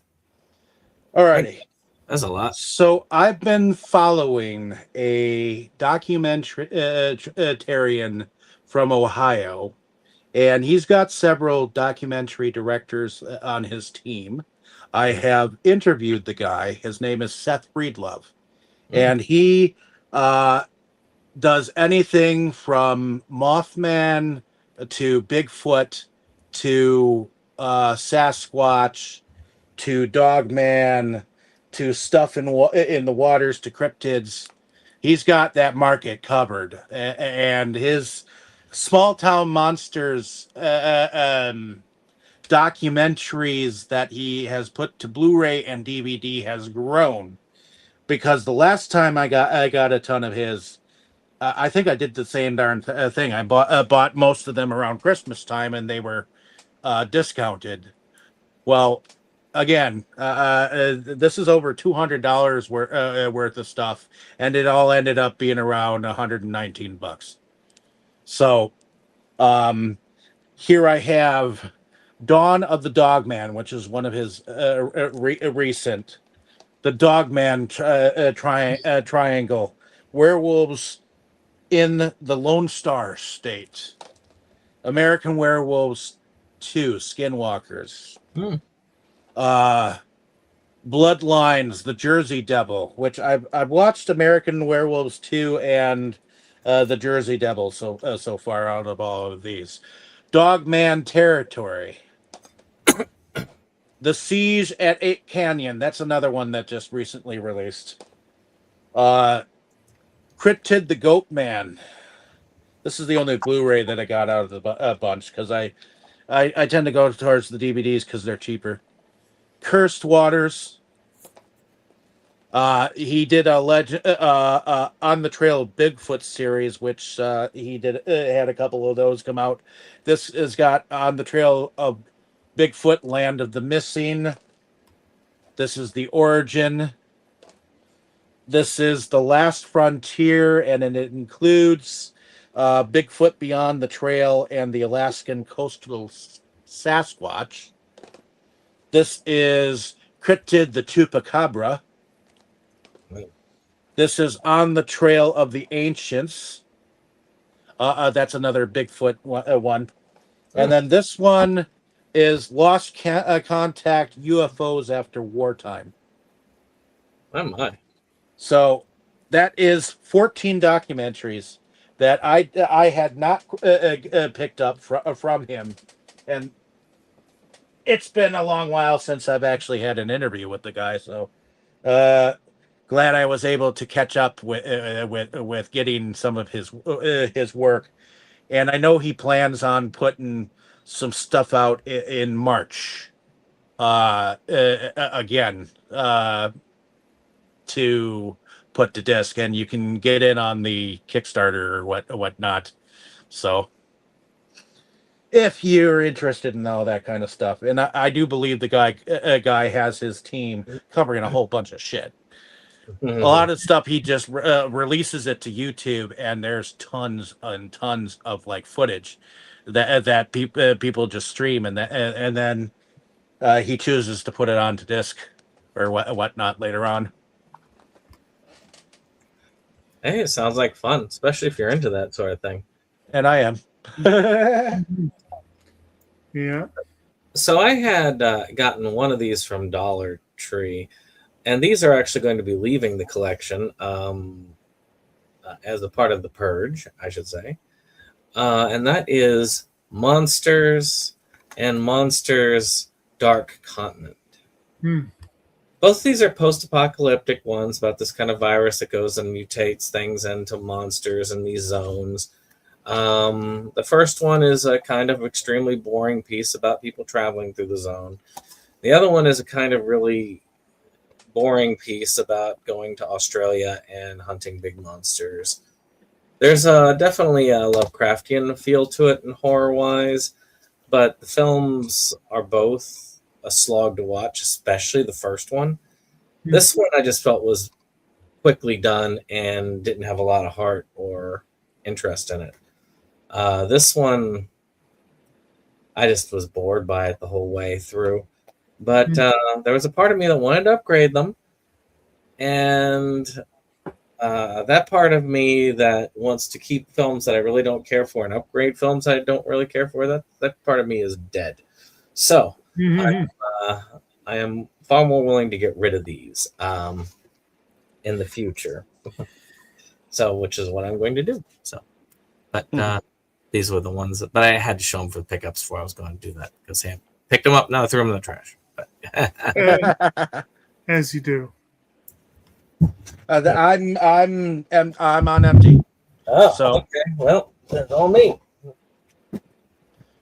And I'll I be got back. a pile here for this next 15 minutes, and then we done. All right. So this next one, I really debated it, and there are 2 items on this that I ended up getting on the Arrow sale. And I debated it, and I said, well, if they did the trilogy, because I saw the individual films on, they're okay priced, but I would only do the trilogy. And that was the Mexico trilogy. I mean, I have a DVD set for this. Nice. So this is actually, it is not a space saver. It's actually thicker than the original one because it was a thinner DVD one, but this one has a little bit better casing on it. Yeah, it's a much better box. And Il Mariachi, Desperado, and Once Upon a Time in Mexico are on this. Mhm. And they are all excellent films. Mhm. I remember watching these for the discussion that we were going to do, but I never got to them because I don't know why I couldn't get on. I know I watched them for when we were doing the discussion. That one we did on Delusions of Grandeur. Yes. Yeah. I want to say I hit one of them. I think I hit Il Mariachi with y'all, but I never got to hit Desperado or the other one. So I was glad to see all 3 of them. They were really good movies. Yeah. So I'm glad to upgrade these. And that one actually was the reason behind getting my 2 purchases on that. There's only 2 of them because they're still expensive. Now, here's one I think you'll enjoy, Jake. Actually, I'm sure Dave would enjoy this too. But I got one from an umbrella sale a while back. It's 4K. So it is, region free. And I upgraded a DVD I had. And that is Super Mario Brothers. And they did a cleanup of it apparently, and have a whole bunch of special features on here. Nice. So I was like, "Oh, I've got to. This is a horrible film, but I love it, so I have to." Yeah, those Goombas are something else. It's an entertaining film, and I do think it would have done better if it wasn't considered a Super Mario movie. They obviously didn't want to do a Super Mario Brothers movie when they did this. No, they did not.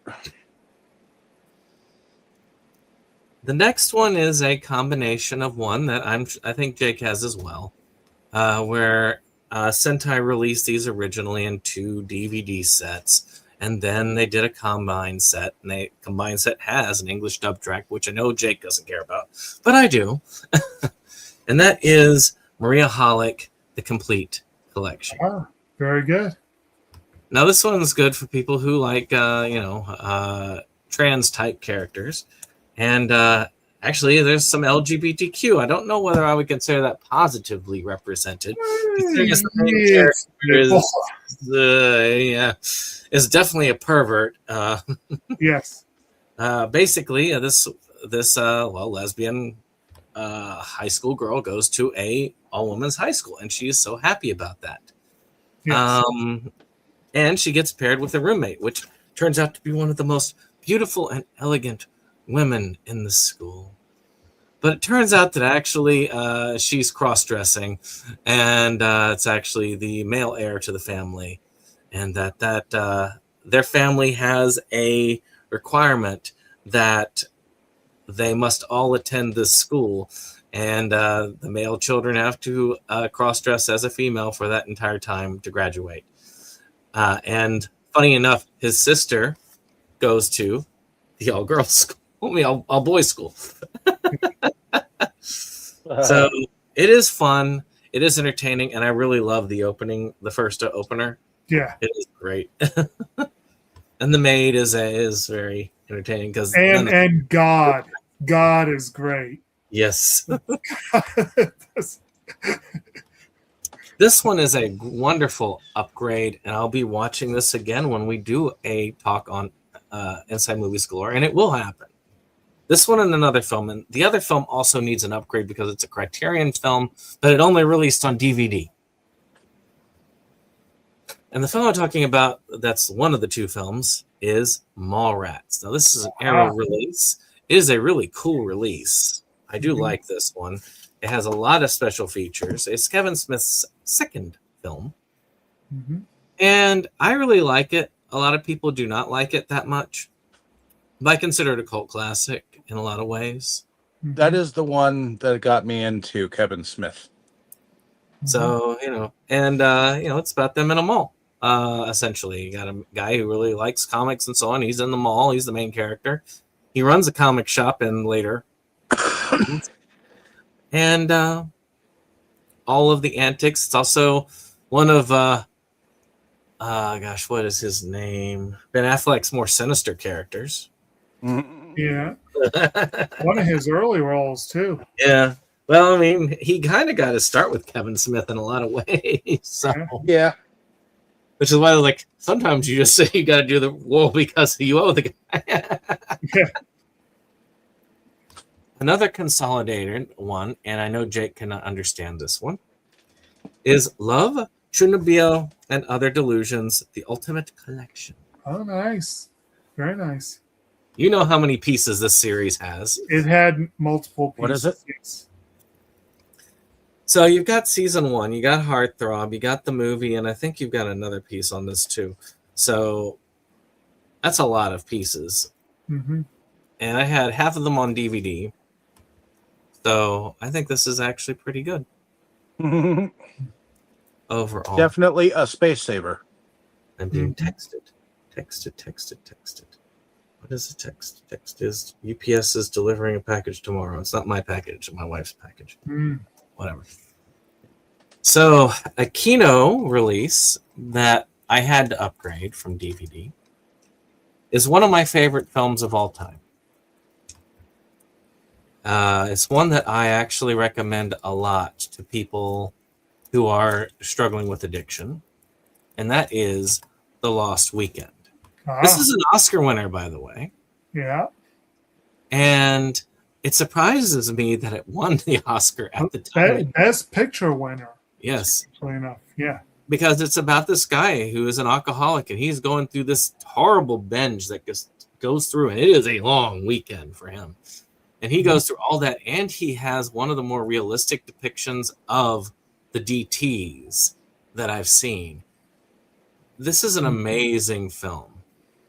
The only one that I feel is better with alcoholism is there's one that Dick Van Dyke did that was a TV movie that never got a release physically and has, thank goodness, has been archived, I think, on YouTube, and I have a bootleg physical of it just because it is so good.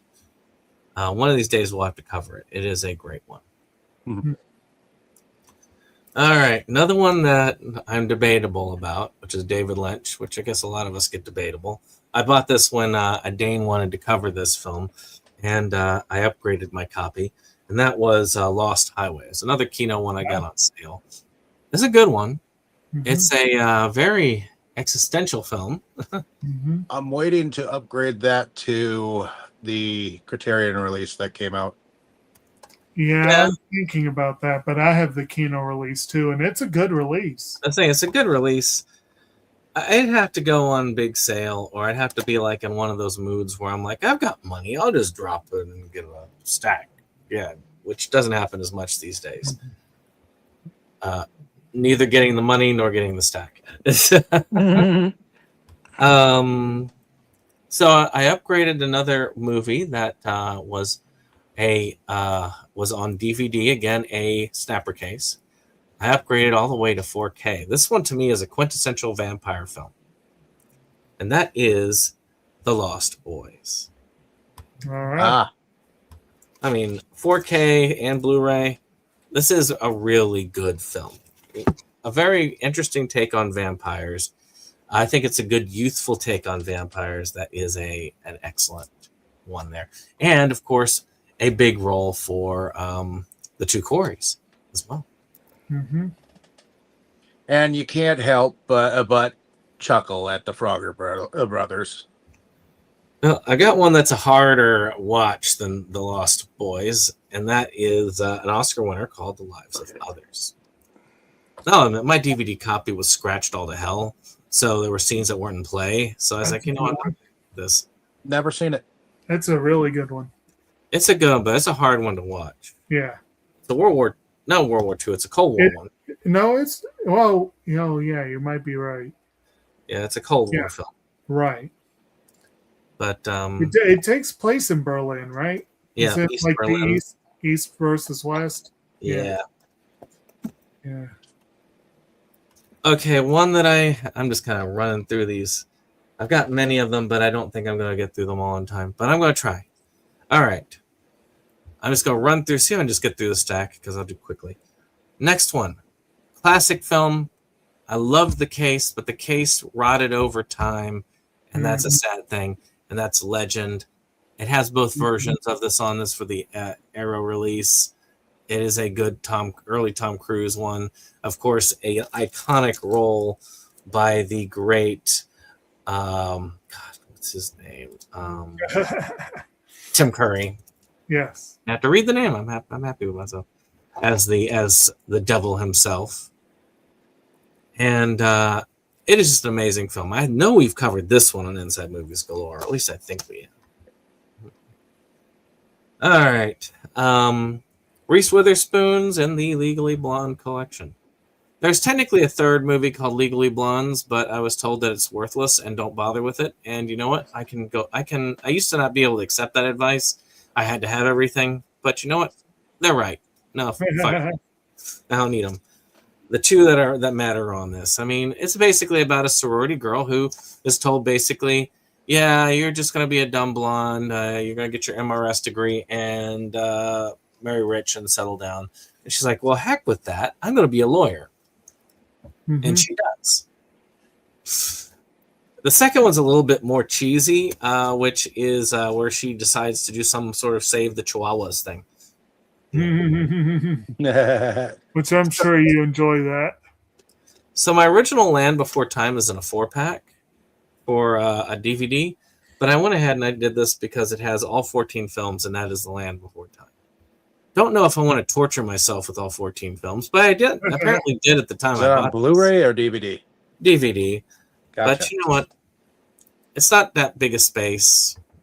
No. And, it's got all of them. So why not?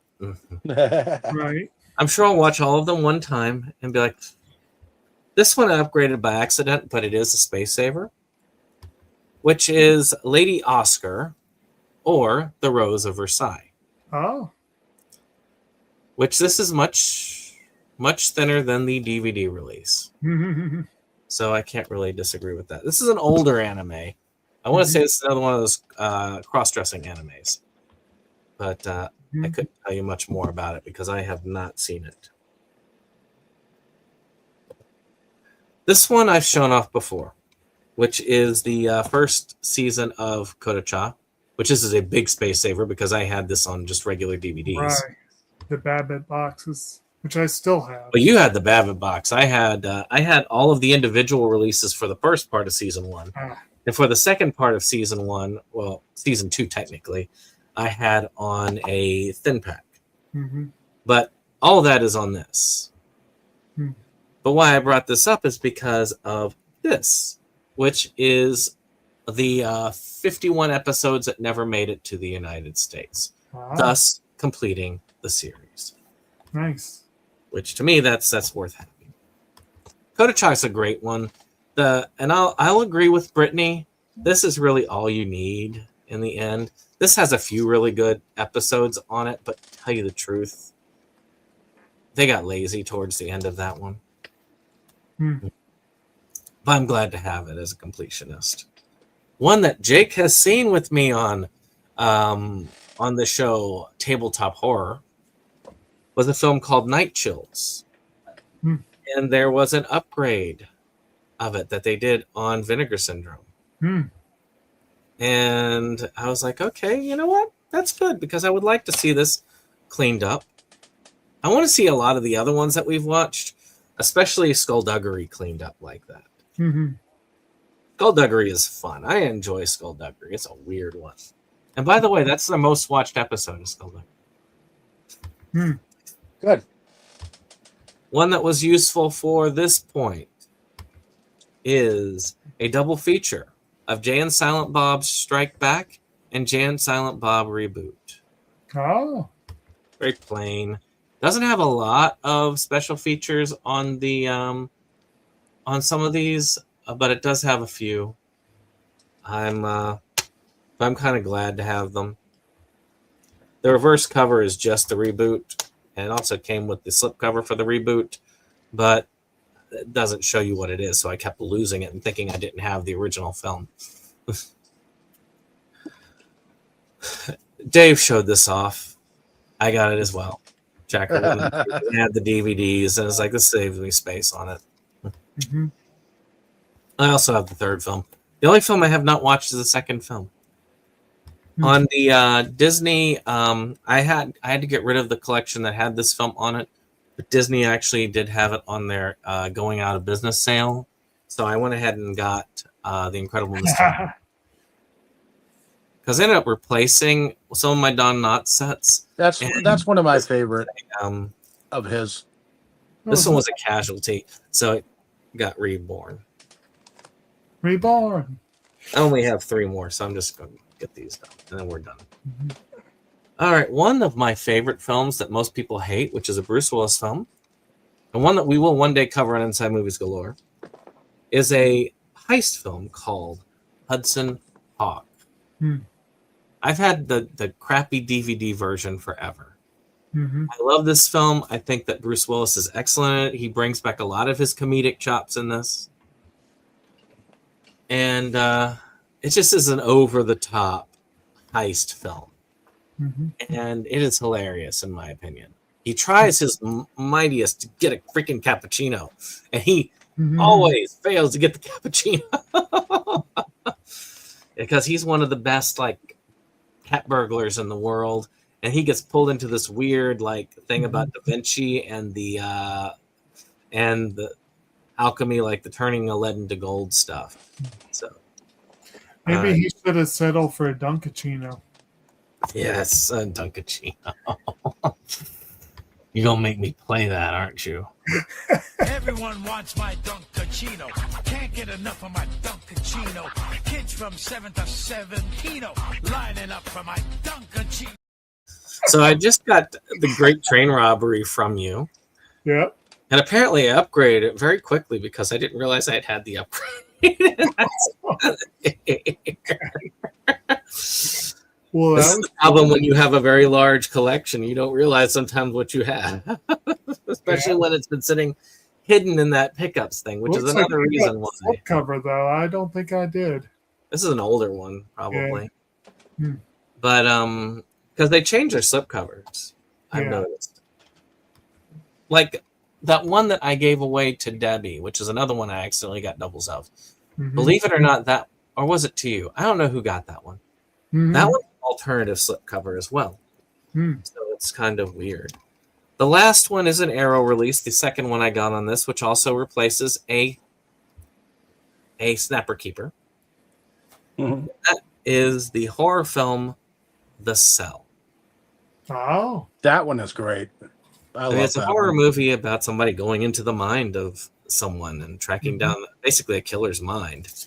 I forgot that Arrow came out with a release. And this is essentially, what was that movie with Leonardo DiCaprio, where they were going deep into people's heads? Inception? Inception. This was Inception before Inception. And if Inception was a horror movie. Okay. Jennifer Lopez, Vince Vaughn, yeah. And Vincent D'Onofrio apparently was a little less than thrilled at the fact that people keep coming back to that movie.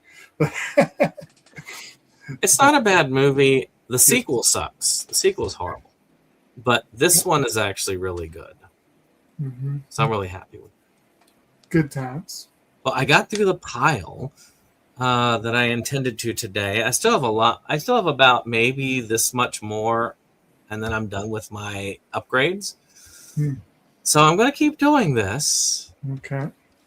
I mean, others may or may not join me for it, but if anything, people can join me to comment on it. As we keep going, I'm going to keep doing it until those pickups are done, because it is hard to find anything with that pickup shelf because I don't know what I've got sometimes. And I do have my thing, but it's not always the case. Sometimes I forgot to add them or something like that. So it's good to do that. I end up with, like, say, the Great Train Robbery, having duplicates. Yeah. So, yeah, this is definitely necessary, and I'm going to keep doing it until all those pickups are done. Then don't expect a pickup video for a while. I'm just probably going to keep reposting these old ones until they're done. So I will see the rest of y'all on the next one, which means tonight at 9 Eastern time. We're going to cover The Grinch and Flintstones Christmas Carol on Inside Movies Galore.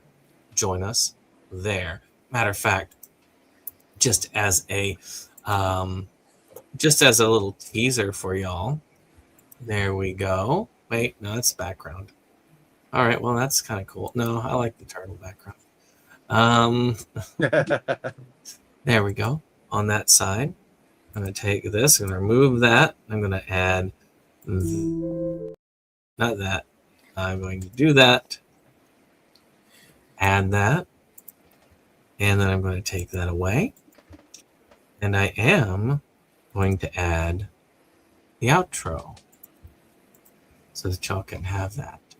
So we're going to outro with Inside Movies Galore as a way to tell you guys go see that. All right. We'll see you a little later on. Everybody get dinner, get a shower, get whatever you need, get in your comfy jammies for some lovely movie discussion. All righty. Hi. Inside Movies Galore just makes you just want more. We've had all in the world of media to explore. Horror, anime, or Curious George. Our love of new things was our reward. It is the best night of our week. Frankly, my dear, I don't give a damn.